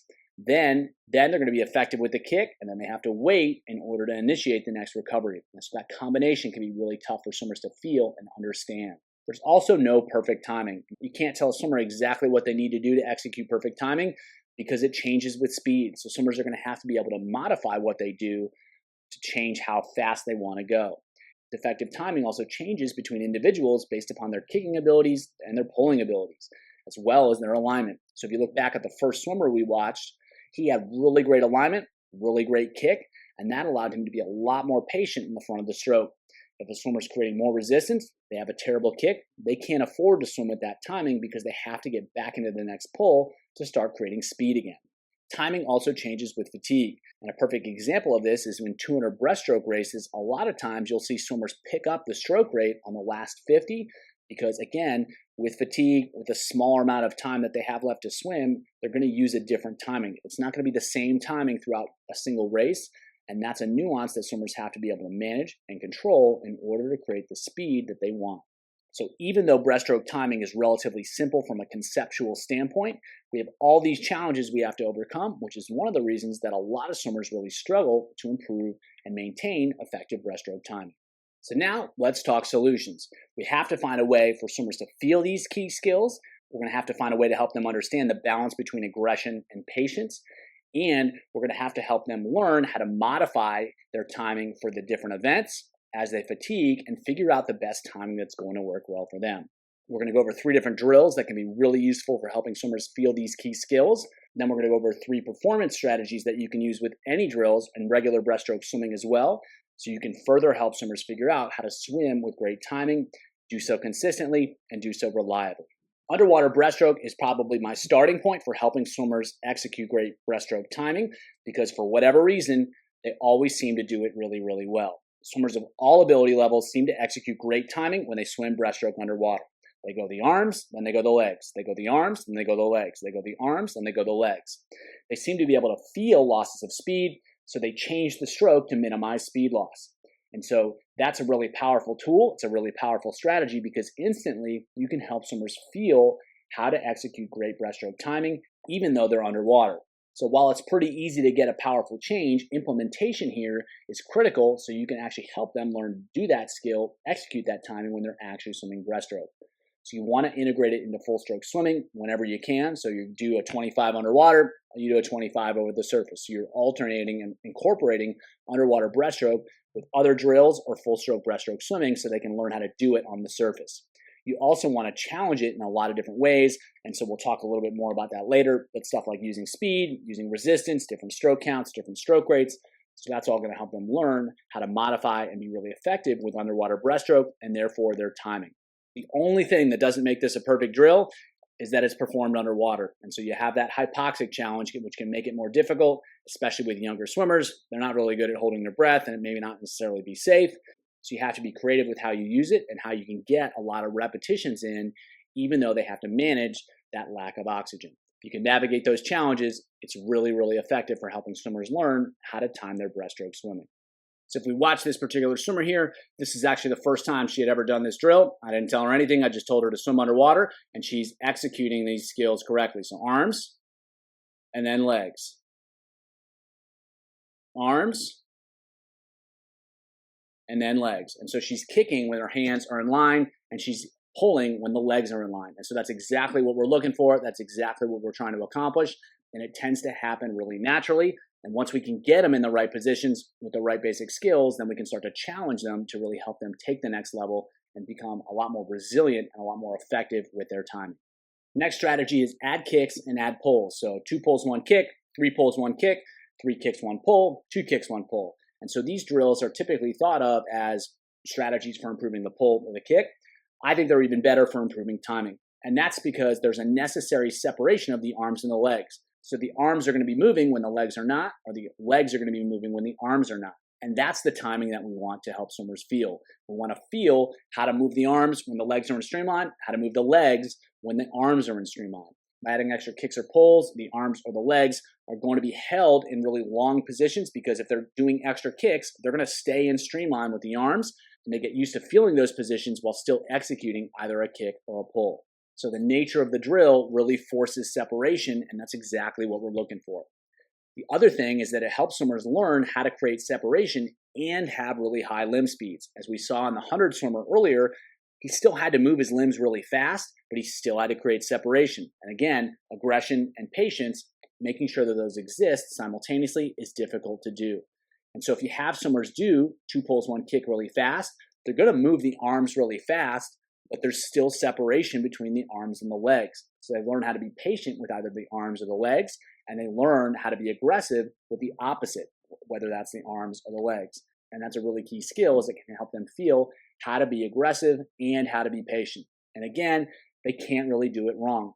By the nature of the drill, they have to move the arms when the legs aren't moving, or they have to move the legs when the arms aren't moving. So it's a really great tool because it almost encourages or forces swimmers to have good timing, and we can do it at a lot of different speeds, which can help them feel how to be patient and aggressive. So if you watch here, he's going to take 2 pulls, and then he's going to take a kick. 2 pulls, and then a kick. And so what's going to happen is those legs are going to stay in position when he takes that first pull, and then he's got to figure out how to slide those legs in. So he's practicing keeping the legs long, which is exactly what we want. Here, we're going to add a kick, and if you watch, he's going to take that second kick, and his arms are going to be in streamline. Everything's going to be in line. So again, we're creating that separation. We're helping him feel how to move the legs independently of the arms, and when those arms are in front, he can practice kicking really fast and still being patient with the upper body, which again is a key skill that we're trying to help swimmers learn to have better effective breaststroke time.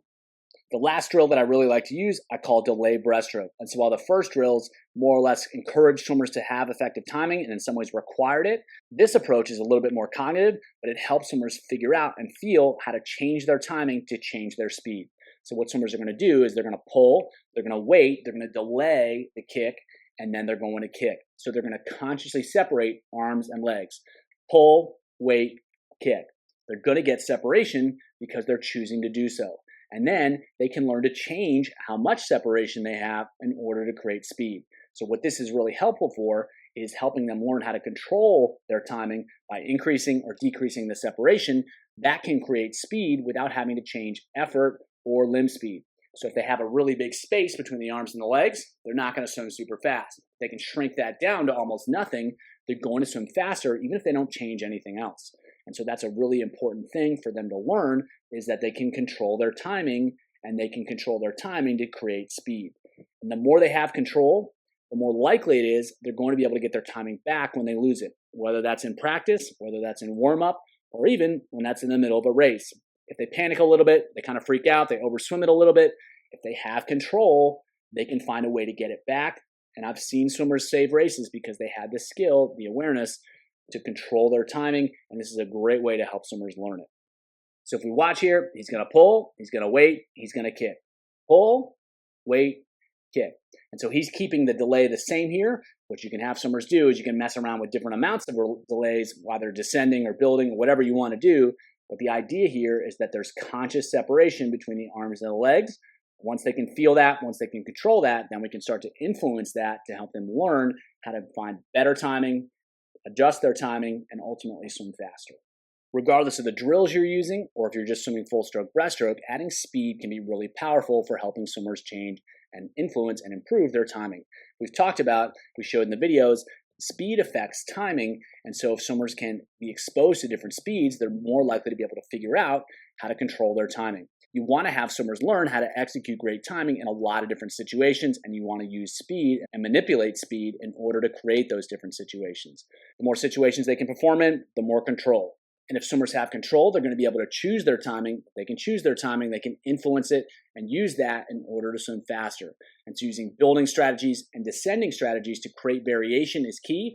You can have them build within laps, you can have them build within swims, you can have them descend, you can do a lot of different things, but by having them switch up the speed, they're going to have to make adjustments in their timing, and that's how they're going to learn to execute great timing. You can change the speed of the drills, and swimmers are going to have to change their timing as well. Higher speeds, they have to be more and more precise. They got to shrink those gaps, but still create enough space. And then on lower speeds, they have to learn how to be patient and really execute great position, great posture in between those spaces, or they're really going to struggle to hold their speed. So more speed is not necessarily better, but lots of different speeds, but using a lot of different speeds is really effective for helping swimmers learn better timing. Next up is changing stroke counts and stroke rates. That's going to require swimmers to change their timing. If they have to move their arms faster, timing is going to change. If they have to move their arms slower, timing is going to change. If they have to take more strokes or less strokes, that's going to change their timing as well. And so lower counts, lower stroke rates, that's going to stretch the stroke out. They're going to have to learn how to manage it with more space. Higher stroke counts, faster stroke rates, that's going to compress the stroke. They're going to have to figure out how to manage it at higher rates. And just as with speed, variation is going to be key. You can have them descend stroke counts and rates.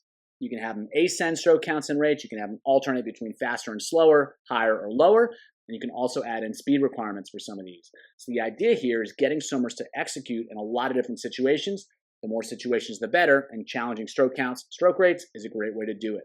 Last up is using resistance. And so resistance will tend to slow down the limbs, which means that it takes longer to get through a stroke cycle, and that means things are happening slower, so it tends to be a little bit easier for swimmers to figure out and feel what they're doing and then adjust what they're doing. And that's true even when they're trying to swim really fast because everything's happening sort of like in slow motion. Resistance also demands continuous propulsion, and so swimmers have to learn how to create propulsion with the arms and the legs and really shrink that space, because if they're using a really big space, a really big glide between the arms and the legs, they're going to get punished and they're going to slow down. So it can help them be a lot more precise with how much space they can create and trying to get that down to almost zero so that they're having more continuous propulsion, but they're still not overlapping the stroke too much where they're hitting the gas, hitting the brakes at the same time. It's also simply different. Swimmers have to figure out timing in a lot of different ways. Different types of resistance are going to feel different. They're going to have a little bit different impact. And the more different situations, the more context swimmers can master, the more robust their timing is going to be. And that's ultimately what we want. We don't want swimmers that can just execute perfect timing in one situation when everything is set up for them to be successful. We want them to be able to hit great timing in a lot of different ways and a lot of different situations so that no matter what, it's just kind of there. And that means it's going to be a lot more resilient when it comes to racing. And that's really what the whole purpose of all of this is. We want to get them in situations where they can race effectively, race consistently, and resistance is another way to make that happen. So here's a breaststroke timing set, and that's a little bit more focused on skill than anything else. So they're going to go 1250s. They're going to go odds underwater breaststroke, evens delay breaststroke. The first 6, they're going to take one less stroke in pairs. The second 6, they're going to take one more stroke in pairs. That's going to challenge them to change their timing, and they're already using really effective timing drills. They're going to have to manage that as they go through. 350s breaststroke, slight descend 1 to 3, get a little bit faster as they go. Then they're going to go 1225s, same idea, except now it's 2 kicks, 1 pull, and then 2 pulls, 1 kick. Again, they're going to separate the arms and the legs, but they're going to do it in a slightly different way. 3 more 50s, slight descend 1 to 3. Then they're going to move into 2025s. They're going to use all the drills. Underwater, 2 kicks, 1 pull, 2 pulls, 1 kick, delay breaststroke, and then regular breaststroke. So they're really experiencing timing in a lot of different ways. And we're going to change how they perform each round. Round 1, they're trying to minimize stroke count, all the 25s. Number 2, they're going to build them all. Round 3, they're going to minimize stroke count and time. And then round 4 is going to be strong effort. So again, lots of different ways to challenge the skills. We're using multiple different drills, and we're challenging them from different performance perspectives. It's going to give them the best chance to figure out what kind of timing, how to make it work, and how to be successful in any situation. This set a little bit more of an endurance quality to it, so they're going to go 2 rounds through of 950s and 950s, so they've got 36 50s total. So they're going to go 350s as underwater breaststroke plus breaststroke. They're going to descend 1 to 3 at the same stroke count, and then the same thing, 2 pulls, 1 kick. So the idea there is they're going to lock in the skills on the drill and then try to make it happen on the regular breaststroke. And we're going to challenge them to descend 1 to 3 at the same stroke count, being just as efficient and finding ways to create speed. So they're going to have to execute the drill well, and they're going to have to make it happen when they swim, and they've got to do that under some performance pressure. The next half of the set, it's done the same way, except now they have to descend at the same stroke rate. So they can't pick up the rate, but they have to go faster. They got to be locked in with their timing. They got to make sure everything's happening well, creating space, recovering fast, and finding ways to go fast. The second round through, they're going to add a stroke on the first half of the set, and they're going to use a faster stroke rate the second half of the set. They should be able to go faster as a result. So we're having them do the drills, we're having them back that up with some swimming, and we're challenging them from a performance standpoint to find the most effective way to execute great timing. This last set is a little bit more of a speed set, so they're going to go 4 rounds through, 25 underwater breaststroke, 2 kicks, 1 pull, 2 pulls, 1 kick, delay breaststroke, and then regular breaststroke. Those are all minimized stroke count and time, so they're going to have to be long and fast at the same time. And we're going to go breaststroke fast, just let it rip, let it happen. By round, we're going to change the resistance so that they're challenged in an additional way. So in round 1, we're going to put drag socks on the feet. That's going to really slow down their legs, but not their arms. They still have to find a way to be efficient. The second round, the whole body's going to be slowed down, so they got to manage that. And then on the third round, we're going to slow down their arms, but not their legs. And that's going to further challenge them to be effective with great timing. Last round, no resistance. They just let it rip. And so this set, give them a little bit more rest, let them go a little bit faster. They have to be efficient and fast, and they have to do it in a lot of different ways with different types of resistance, different types of drills, and then they have to put it all together with a 25 breaststroke fast at the end of each round and really try to execute great timing. So this is a great way to challenge their timing, help them be really resilient, and help them figure out how to do it at speed. Arm to leg timing in butterfly is the single skill that holds the whole stroke together. Without it, it becomes impossible to swim butterfly fast, and it becomes very difficult to swim butterfly at all. We're going to discuss what arm to leg timing is in butterfly, why it's important, some strategies to help improve it, and then some sets that show you how to use those strategies to actually help your swimmers get faster. We're going to cover everything you need to know about arm to leg timing in butterfly. Let's dive in. So let's get started by describing what arm to leg timing actually is in butterfly. A key point here is that in addition to providing propulsion, the leg kick, the dolphin kick, also lifts the hips up to the surface of the water. And so a strong kick is necessary to lift the hips after recovering the arms. And so by lifting the head and the chest to recover the arms, that's going to push the hips down in the water. And so the body is going to move through the surface of the water at an incline, and that's obviously going to create a lot of drag. It's a necessary movement in order to recover the arms, but we want to minimize the impact and the duration of that impact to create more speed. And we can do that by kicking when the hands enter the water, and that's going to get the hips back up to the surface. It's going to get the chest down, and that's going to allow the swimmer to reestablish horizontal alignment. That's going to reduce drag, that's going to reduce resistance, and that's going to allow for more speed. That kicking action also has the benefit of getting the hips high and the chest low, which sets swimmers up for a powerful pull when they reverse that position and start to raise the chest up in the water. That allows them to get more leverage on the water, which means a stronger and more effective pull. So that kick when the hands enter the water is critical for reestablishing horizontal alignment, as well as setting up the next stroke cycle. So as I just mentioned, the kick lifts the hips in addition to providing propulsion. And that same effect is going to be critical for the second kick. And so a strong kick is necessary to lift the hips just prior to recovering the arms. And so lifting the head and the chest is going to drive the hips down. But if the hips are down, it's going to be nearly impossible to recover the arms over the surface. So the hips need to be up at the surface to get the hands in a position where they can recover smoothly and with as little effort as possible. How's that going to happen? A strong kick. And so by kicking when the hands are exiting the water, that's going to lift the hips up. So the hands are going to be right at the surface of the water so that they can recover smoothly and easily. And so if the kick isn't strong enough or it's poorly timed, it's going to be a lot more difficult for swimmers to execute a smooth or effortless recovery. Beyond the benefits of facilitating recovery, a strong kick and a strong pull performed at the same time is going to create a lot of propulsion, a big surge in speed, which is going to help swimmers get through the recovery because there's not going to be any propulsion during that period. So they need to have as much speed as possible moving into the arm recovery. If they don't have much speed, they're really going to slow down during the arm recovery, and that's going to make the whole stroke a lot more difficult to execute. So let's take a look at these skills in action. So we'll see here, the body's at an incline right there. That's not going to be the best position to move through the water with. And so while it's necessary to recover the arms, swimmers want to get out of that position quickly. And so by recovering the arms, it gets the hips up. But if you watch there, that kick really flicks the hips up as well, and it gets the body back into alignment at the surface of the water, and that's going to help them reduce the amount of drag that they create. Now, as we see here, the chest is going to drop a little bit. The kick's going to pop the hips up, which is going to exaggerate that position. And then when the swimmer decides to pull, that pull is going to bring them up out of the position. And by coming up at an angle, they're able to create more torque, more leverage on the water, and they're going to get a stronger pull. So that first kick when the hands enter is critical to, one, get the hips up in the beginning of the stroke, and then two, set up a powerful pull so that swimmers can create a lot of propulsion when they do pull. Now, if we watch the second kick here, you can see he's starting to come up, but those hips are a little bit low.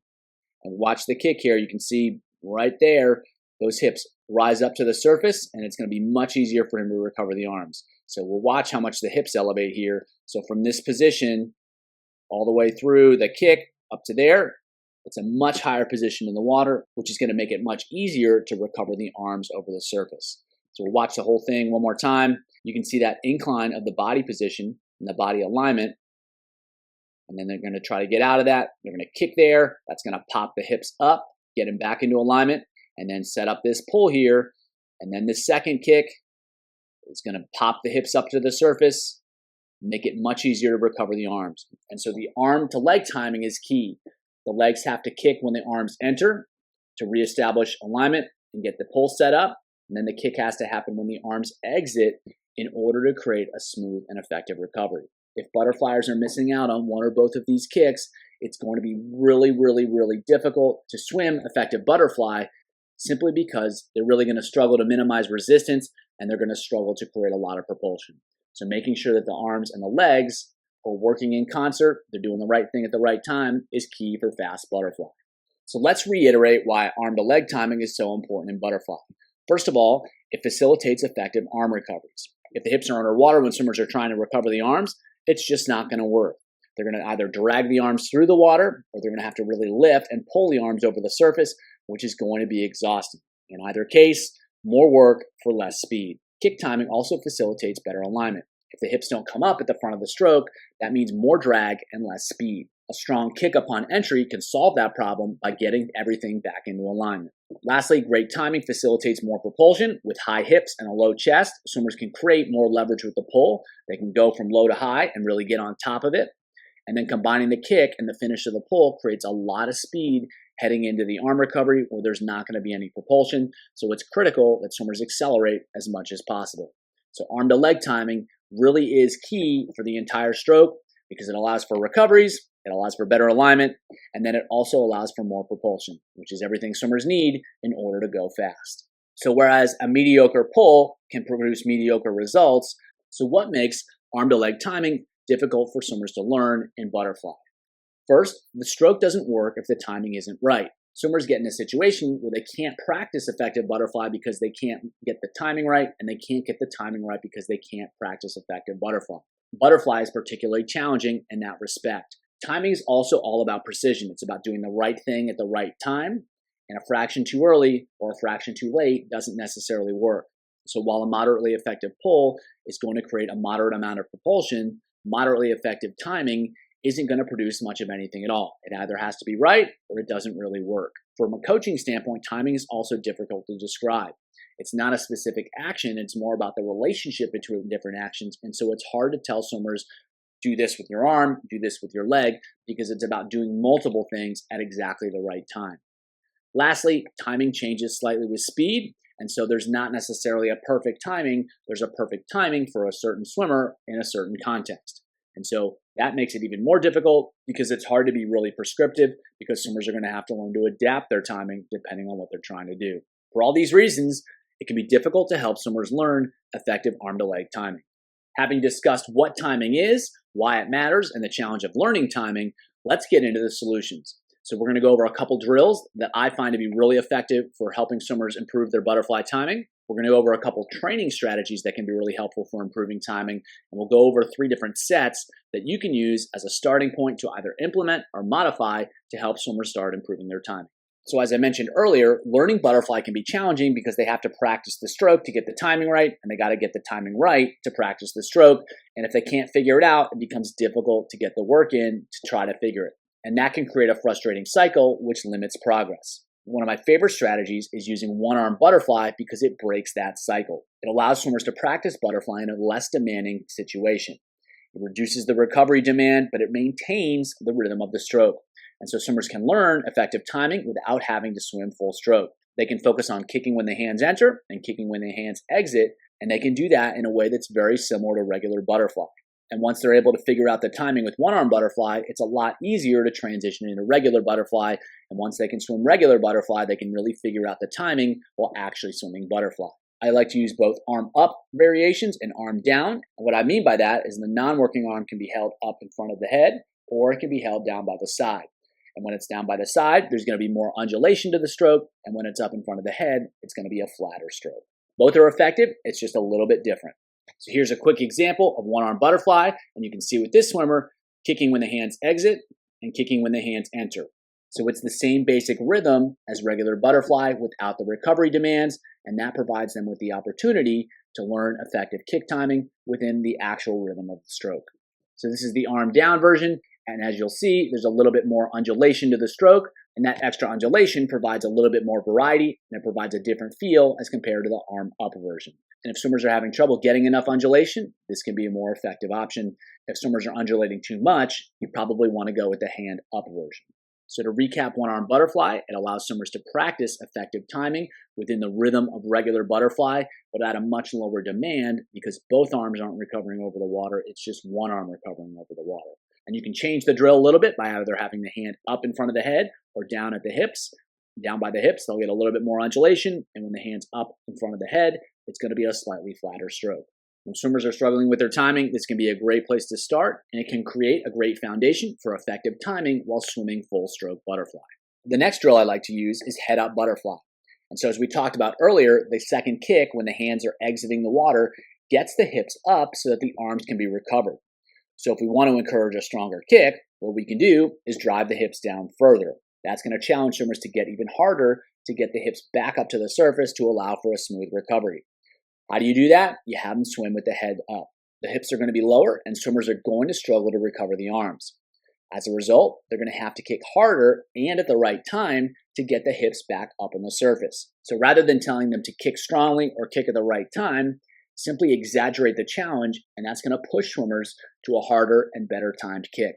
So if swimmers lift the head up, it's going to push the hips down, and if the hips are down, they're going to have to kick harder and more effectively in order to get the arms recovered smoothly over the surface. So just by lifting the head, we can really encourage a better timed and more effective kick when the hands are exiting the water. So if we watch here, he's going to have a really strong second kick because he's got to do whatever he can to get the hips up at the surface of the water.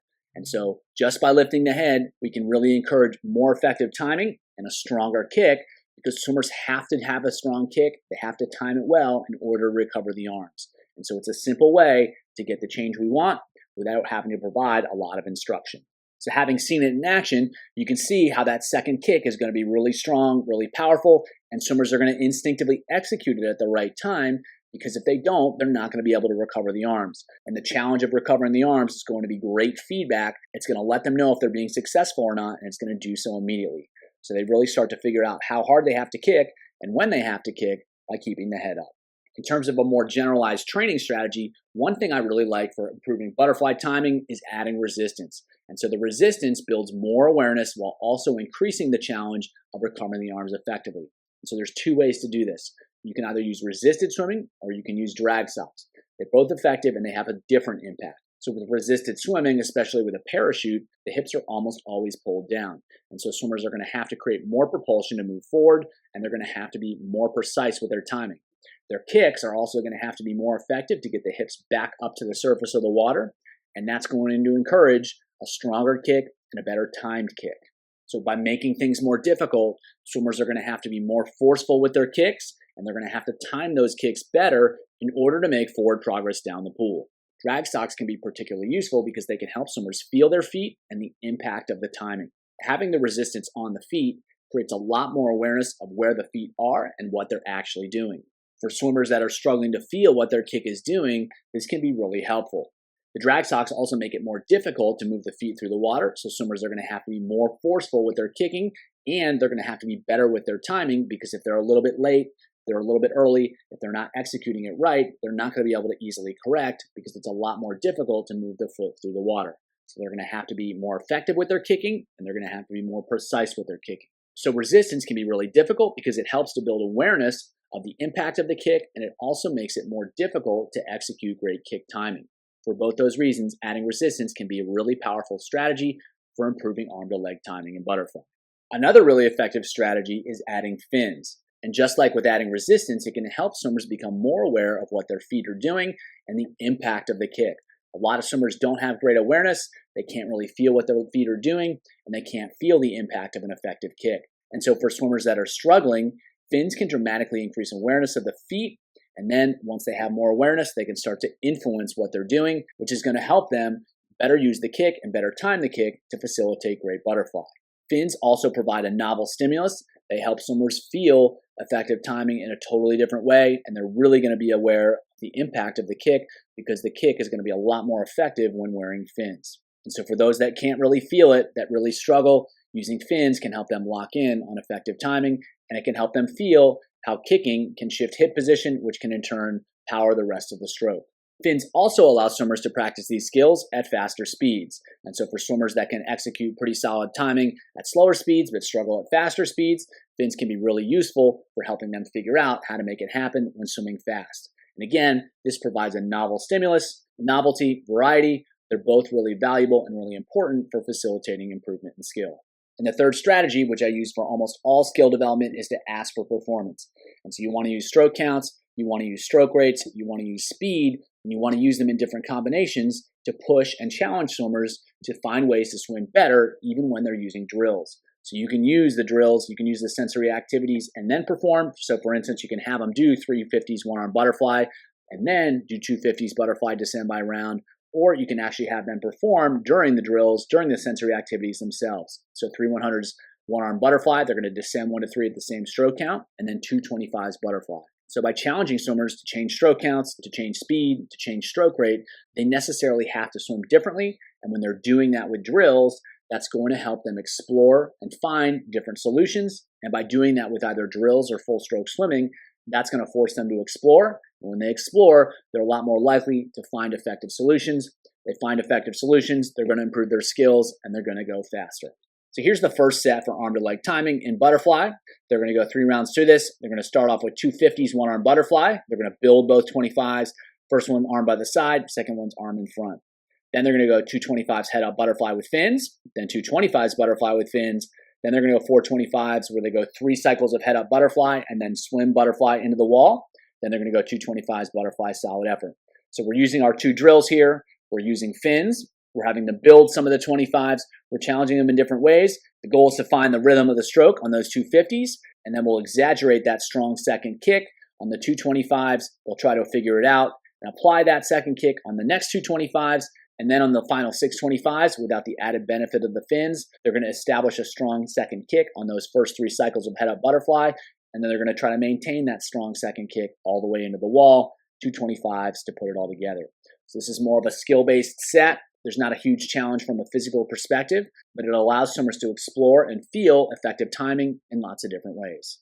Our next set is going to be a little bit more of an endurance focus. So they're going to go 4 125s as one arm butterfly plus 25 butterfly. They're going to descend 1 to 4 at the same stroke count. So they're going to find that rhythm on the one arm. They're going to try to apply that during the 25, and they're going to get faster as they go for each 125, but they can't take more strokes. They got to be more effective with each stroke. And if the better they do with the timing, the more likely it is that they'll make that happen. Then 425s butterfly solid effort. We're going to apply that great timing. Just let it happen on those 25s. Then 675s as 51 arm 25 butterfly. They're going to descend 1 to 3, 4 to 6 at the same stroke count. It's the same idea as the 4 125s, except now there's more butterfly as a percentage of the total volume. Then they're going to go 425s butterfly stronger effort. Again, try to execute that same timing. Then they're going to go 825s one arm butterfly. They're going to build those to fast, and then finish up with 425s butterfly strongest effort. So we're really putting some stress on the one arm. We're allowing them to do it in a little bit more of an endurance context, and we're expecting them to get faster, but they can't take more strokes when they do so. Then on all those 25s butterfly, they got to put it together. They got to figure it out. They got to find a way to make it work. Our final set here is more of a speed set. They're going to go 6 cycles of head up butterfly with drag socks and fins. That's going to really stress that second kick, and they're going to have to work really hard with the fins and the drag socks to overcome that resistance. They're going to have to put a lot into the kick, and they're going to have to be really precise with the timing to make it all work. Then they're going to go 25 butterfly, drag socks, and fins, minimize stroke count and time. So they're trying to be fast and long, and they have to execute great timing to make that happen. Then we're going to repeat that again with just the drag socks, and then we're going to repeat that again without any drag socks. Finish the round off with a 25 butterfly fast where they just try to make it happen. So as we go through this set, they're challenged to execute an effective second kick with the head up butterfly. Then they're going to try to apply that on the 25 butterfly, and they're going to minimize stroke count and time to really put more pressure on effective timing because they got to be long and they got to be fast. We'll change the gear to give them a little bit different feel, and then we'll finish each round by going really, really fast. So we're going to challenge swimmers in a bunch of ways to really make sure that they're being really effective with their kick timing. So effective arm to leg timing in butterfly is all about getting the hips up at the right time to facilitate a really smooth stroke.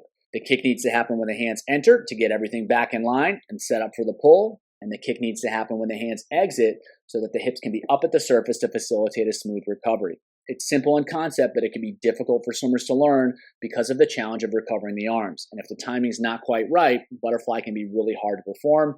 And so in order to help swimmers get to the point where they can swim full stroke butterfly well, one arm butterfly can be really effective because it simplifies the stroke. It allows swimmers to practice the right timing without having to worry about recovering both arms. As swimmers advance and you really want to put more stress on the second kick, head up butterfly can be really useful because it pushes the hips down. And so swimmers have to work really hard to get the hips back up to recover the arms. That means a stronger, better timed kick. And we can put more pressure on all these skills by using resistance, and we can further facilitate that process by using fins.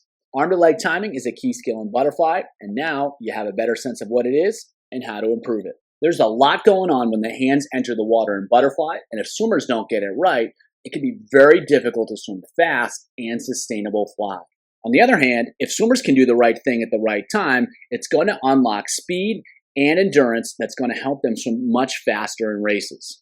It's all about organizing several key skills at the same time so that swimmers can create speed. We're going to discuss why entry timing is so critical in butterfly.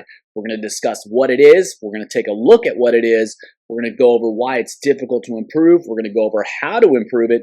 And then I'll show you some sets that you can use to help implement these concepts. Entry timing is so important because it's the key aspect of butterfly timing. It syncs up the whole stroke and it makes everything else so much easier. When the entry timing is effective, the arms are going to be in the right position, the legs are going to be in the right position, the hips are going to be in the right position, and that means swimmers are going to be able to create more propulsion and they're going to create less resistance. And if they don't get that right, everything's going to be out of position and it's very, very difficult to get back into position throughout the remainder of the stroke. That means more resistance, less propulsion, a whole lot less speed for a whole lot more effort. And entry timing all centers around the role of the hips. And the hips need to come back up for an effective fly. When swimmers breathe, when they recover the arms, the hips are necessarily going to drop a little bit. The body's going to be at an angle, and so the hips need to come back up so the body can be level, and that means there's going to be less resistance because swimmers are going to be swimming straight through the water. And if the hips are high and the chest is low, if swimmers reverse that, it allows them to get a lot more leverage on the water, create a lot more propulsion with the upper body. So if swimmers can get the hips up more effectively, they're going to have more speed for less effort, and that's going to mean better endurance, and that's going to mean faster swimming. So what is great entry timing? Ultimately, it's quite simple. There are three things that need to happen all at the same time. The arms need to come around and enter forward. That's why we're talking about entry timing. That's going to be a key aspect of it. The chest needs to drop down, and then there needs to be a strong kick. And all those actions serve to pop the hips up. When the chest goes down, just like a teeter-totter, the hips go up. When the legs kick, that pushes the hips up from behind, and then when the arms enter, that's going to get more body mass out in front, and the arms are swinging with a lot of momentum, which is going to further carry everything forwards, and that's going to get those hips to pop up too. And so if you get a strong chest press and a strong kick, and the arms are swung forward aggressively all at the same time, all of a sudden, those hips are going to pop right up, and they're going to pop up faster, they're going to pop up easier, and they're going to pop up better. By better, I mean a more effective position. So that means swimmers can get into better positions, they can get into better positions faster, and they can get into better positions with less effort. And that all means really great speed. And so if swimmers were to execute all of those three skills, arms forward, chest down, strong kick, at different times, it's not going to be the same synergistic effect, and they're not going to get the hips up as fast, as easy, and as well. So if swimmers can execute great entry timing well, they're going to be able to get into better positions, and they're going to swim faster. So we'll take a look at two different swimmers here, one swimming over 100 meters and one swimming over 200 meters. So we watch here. So the hands are going to enter right there. The chest presses, and then the legs are kicking, and everything clicks right there. So when you get the full chest press, you get the finish of the kick, and the arms are all the way out in front, everything just pops up. So instead of telling swimmers to get their hips up, you can just focus on the entry timing and do the skills that allow the hips to come up. Trying to move the hips isn't going to be effective. Executing what needs to happen that gets the hips up is going to work a lot better. So again, those arms are going to crash down, the chest is crashing down, everything's moving forward as the kick goes, and then boom, those hips come right up into line, right up into position. And so it's a really simple skill that just needs to be done at the right time. Boom, right there, kick, entry, press, and those hips are right in a position. And then the chest is down a little bit, the hips are up, and then boom, he can leverage right out of that and really rock the pole. So simple skill that just needs to be done at the right time. It's not complicated. It's something anyone can learn. It just needs to be done well, and it just needs to be timed well. So different swimmer here. What we'll see is the chest drops, the arms enter, and then boom, that kick pops those hips right up into line. So this athlete's got a little bit more of a chest press. The hips are getting up a little bit higher. There's more range of motion, but it's the same principles. So again, arms come around, boom, enter, chest press, kick, everything pops up right into alignment. So simple skill, just needs to be executed with precision, and it needs to be executed well, and those hips are going to come right up. Swimmers aren't going to have to focus on making it happen. One more example here. See the kick there, and then the enter and the chest press all happen at the same time. So right, kicking, entering, chest press, boom, she gets her hips right up on the surface. So right there, all happening together. That gets her in a great position. Hips are up. It allows her to maintain a great alignment, and it allows her to get ready to come up and out of that pole to create a lot of propulsion. Simple skill, just needs to be executed with precision. If swimmers can do that, butterfly becomes a whole lot easier and a whole lot faster. So what's the challenge? Why isn't each and every swimmer making this happen? Well, butterfly happens fast. It can't be performed slowly, and that makes it a lot more difficult for swimmers to practice and learn that skill. It's also a skill that needs to be precise, and it's really subtle, and that can be really difficult for swimmers to figure out, to pick up on when they have to do things fast and they have to do things with a lot of effort. In swimming butterfly, you can't just swing the arms nice and leisurely and try to feel it out and try to figure out how to get those hands in position at the right time with the chest press and the kick. And that makes it a lot more difficult for swimmers to feel out that nuance, to figure out that precision, and to execute that subtle skill. The arms are also swinging forward ballistically. And so while you can recover the arms in freestyle nice and leisurely, and you can change the timing if you have to, once those arms are swinging in butterfly, there's not a whole lot swimmers can do. By that point, whatever's going to happen is going to happen. And so it's difficult for swimmers to figure out what they need to do earlier in the stroke in order to make the entry itself happen effectively, especially when they have to do it at speed and they can't stop, slow down, control, and try to figure things out and try to feel things out. It's also a matter of coordination. They've got to do 3 different things all at the same time, and that can be difficult for swimmers to think about. It's like juggling 3 different balls.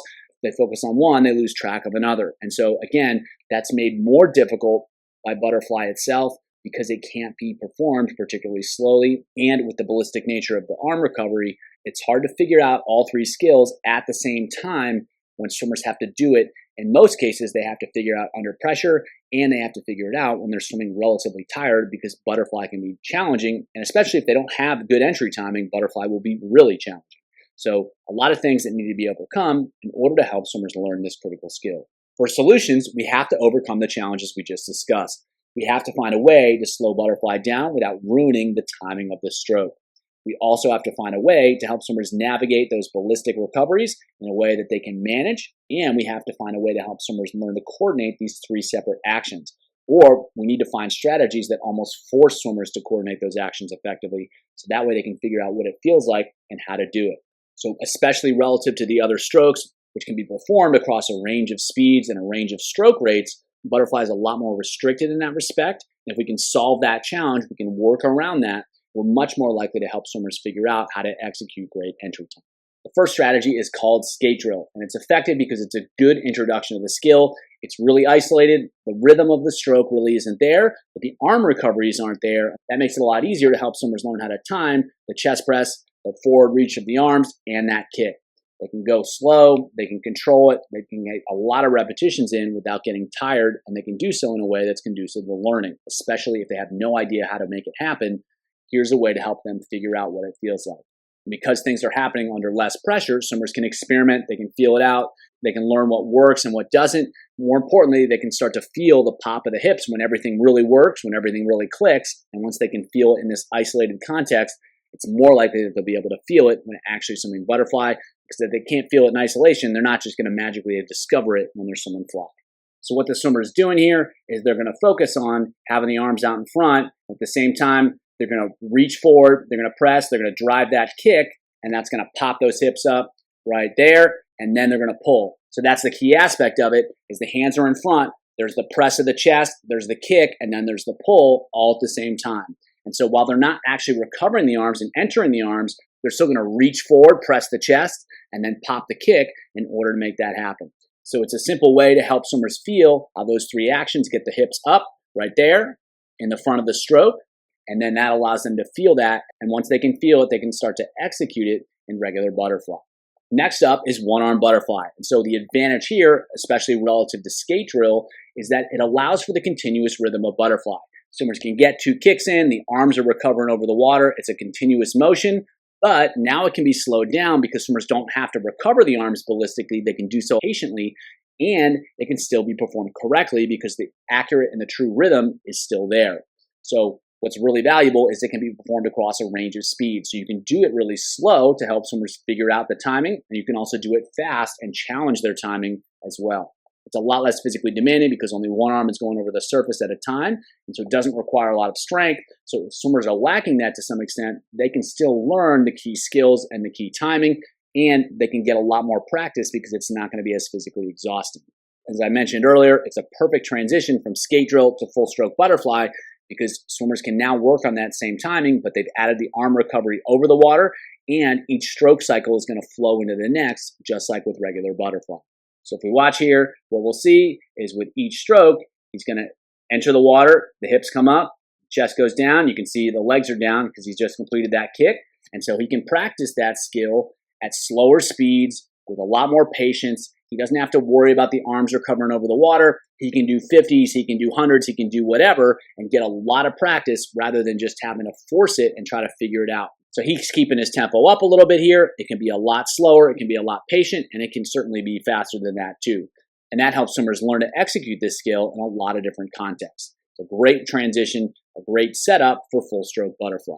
Another strategy for swimmers that are a little bit more advanced, that are still struggling with this skill, or if you really want to make this skill bulletproof, you can use head up butterfly. So what happens, head goes up, hips go down, and so that forces swimmers to be really strong with their kick when they enter, because if they're not, those hips aren't going to come up at all, and they're going to be in big trouble. And so they have to kick hard, they have to kick at the right time to get the hips up just a little bit, nowhere near what they would in regular butterfly, but they're going to have to kick harder and at the right time in order to make that happen. So we're really overloading that first kick here because the swimmers are sloppy with it. They won't go anywhere with head up butterfly, and it'll be a real challenge. They won't create speed, and they're going to get exhausted.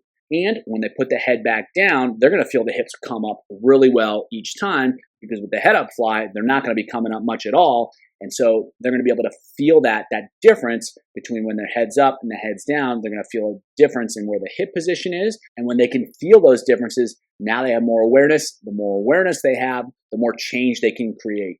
So if swimmers can swim butterfly pretty well and they've got some solid strength, this can be a great tool to make that skill even better, because again, it forces them to exaggerate that kick and the timing of the kick. And further, when the head goes back down, they're going to be more aware. They're going to be able to feel the hips moving. And the more they can feel it, the more they can influence it. So if you watch here, head's going to be up, body position is going to be down, but you can still see those hips pop up a little bit in the front of the stroke. And that's going to be driven by a really, really strong kick, because nothing's going to happen if he doesn't kick strong, he doesn't kick at the right time. Then once the head goes back down and he's swimming regular, those hips are going to come up right where we want them, and they're going to come up a whole lot easier because he's using that really strong kick and he's executing it at the right time. So of course, the kick is a huge aspect of entry timing, and by modifying the feet, we can help swimmers feel the kick differently, and if we can help them feel it differently, we can help them improve the skill. And so the kick timing is a challenge for many swimmers, and they just can't feel it because there's not a whole lot of surface area with the feet, and lesser skilled swimmers aren't particularly effective at using the feet, and so they're not going to get a lot of pressure. They don't have much pressure on the feet. It's going to be difficult for them to become aware of what the feet are doing. So we got two strategies here. First is fins, and that bigger surface area can help swimmers really feel the pressure on the foot, can feel the impact of the kick, and they're much more likely to get a bigger hip pop when they do kick, because they're going to be moving a whole lot more water. The more water they push down, the more the hips are going to go up. And then that means it's more likely that they're actually going to feel it when the timing clicks, because those hips are going to come right up and they're going to feel that surge, that sense of speed when they get back into alignment, and they're going to feel the power of the pull when they come out of that. Drag socks, same concept, but they work a little bit differently. They're going to help swimmers feel more pressure on the feet. They're going to be more aware of what their kick is doing and when it's happening. And that awareness makes it more likely that they're going to be able to tell how to execute the kick when it matters. Just as importantly, like with head up fly, they're going to have to work harder to kick. And so the harder they work, the more it's going to put the skill under pressure. And when they take the drag socks off, it's going to be a whole lot easier for them to make that happen. And they're going to have the fitness to sustain that skill for that much longer. And so it's a really great way to help them feel what their kick's doing.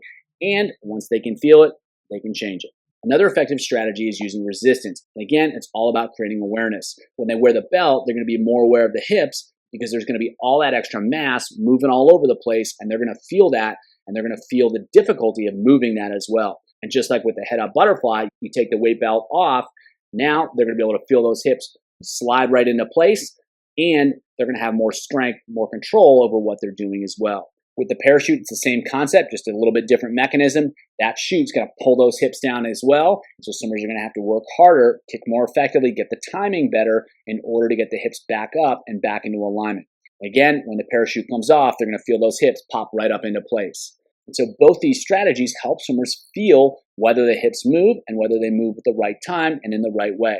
They have to work harder to make it happen, and at the same time, they also have to be more precise to make it happen. And so this might not be the first strategy you use when introducing the skill and the concept, but once you want to challenge that skill, challenge that concept a little bit, resistance tools are extremely effective. With all skills, I like to challenge performance. And so you can change the speed, you can change the stroke rate. You can have them go as slow as possible with speed and rate. You can have them go as fast as possible with speed and rate. Especially with the drills, when you have them go slow, it's going to force them to really get it right, because if they don't, they're going to have a real hard time maintaining control, maintaining their alignment, maintaining forward speed. And when they have to do it at high speeds, they're going to have a lot less time. They're going to have to be really good, really precise in how they execute in order to do everything right in a lot less time. And of course, you can do the whole range in between, and you can bounce back and forth within that range. And so if swimmers can execute these skills when they're going really slow and when they're going really fast, they're going to be able to execute those skills pretty much at any time. So rather than just having swimmers perform the drills at whatever speed is comfortable for them, push them out of their comfort zone, force them to change, force them to learn, and that's going to help their progress. So first set is simple enough. They're going to go 2 rounds through this. They're going to go 825 skate drill. They're going to alternate 2 with fins, 2 with drag socks, and then they're going to go 4 rounds of a 51 arm butterfly, descend 1 to 4, and a 50 butterfly solid. So with the skate drill, it's an introduction to this skill, and they're going to use fins and they're going to use drag socks in order to create more awareness of what the feet are doing. The fins are going to help them pop the hips up, and the drag socks are going to make it more difficult for that to happen. So they're going to alternate between the two. They get a change in sensation, and that extra variation is going to help them learn. Then they're going to transition into some one-arm butterflies, so now they've got the full stroke rhythm, and they're going to try to add speed as they go. They've got to try to execute with that same timing, and they've got to make that happen faster and faster in order to go faster. And then they've got 25 butterfly. It's just a test. Can they make it happen with regular butterfly? They're not looking to be perfect. They're looking to be a little bit better. In each round, each section, each time they repeat those 25 flies, they want to see if they can get better. 2 rounds through the whole thing, give them an opportunity to figure out both pieces 2 times. This set is a little bit longer. They're going to go 2 or 3 rounds through, depending on how much work you want to do. We're going to go 225s head up butterfly with fins, solid effort. So the fins are going to make it more obvious what the kick's doing. It's also going to make it a little bit easier to swim head up butterfly.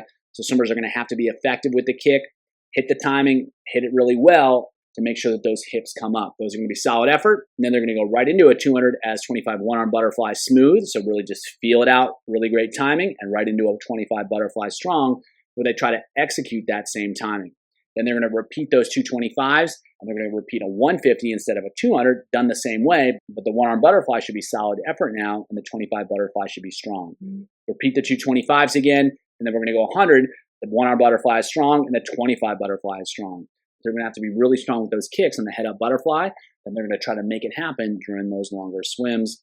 They're going to set it up with the one arm. They have a chance to recover a little bit physically, but just as importantly, to set things up technically and then try to make it happen during the 25s butterfly. Last set, more of a speed set. They're going to go 4 rounds through this. They're going to start off with 5 cycles of head-up butterfly fast and then a 25 one-arm butterfly minimized stroke count on time. They'll do that twice for 4 total repetitions. Then they're going to go 25 butterfly minimized stroke count on time and a 25 butterfly fast. So the head-up butterfly, again, just like with the previous set, put the legs under more pressure. They're going to have to kick well and kick at the same time in order to get everything up and in line. Then the 25 one-arm butterfly, it's a little bit less pressure because they don't have both arms recovering, but they have to create speed and length at the same time. Then they're going to do the same thing with butterfly. Again, minimize stroke count and time, and then a 25 butterfly fast. So with the head-up fly, the one-arm fly, and the first 25 butterfly, they're going to be using different resistance each round. Round 1's with a weight belt, round 2's with drag socks, round 3's with parachute, round 4's with no equipment. And that last 25 butterfly fast is always without equipment. The idea here, the weight belt, we're going to challenge them to get the hips up. The drag socks, they have to be really effective with the kicking. The parachute, they've got to be really good with getting the hips up. Then they get the chance to put it all together again. So we're challenging the skills in a lot of different ways. We're doing it in a training context so that they can develop fitness and skill at the same time, and that's going to lead to better outcomes. They're going to develop the skill. They're going to do it in a way that actually shows up in races, and they're going to have the fitness to hold it all together.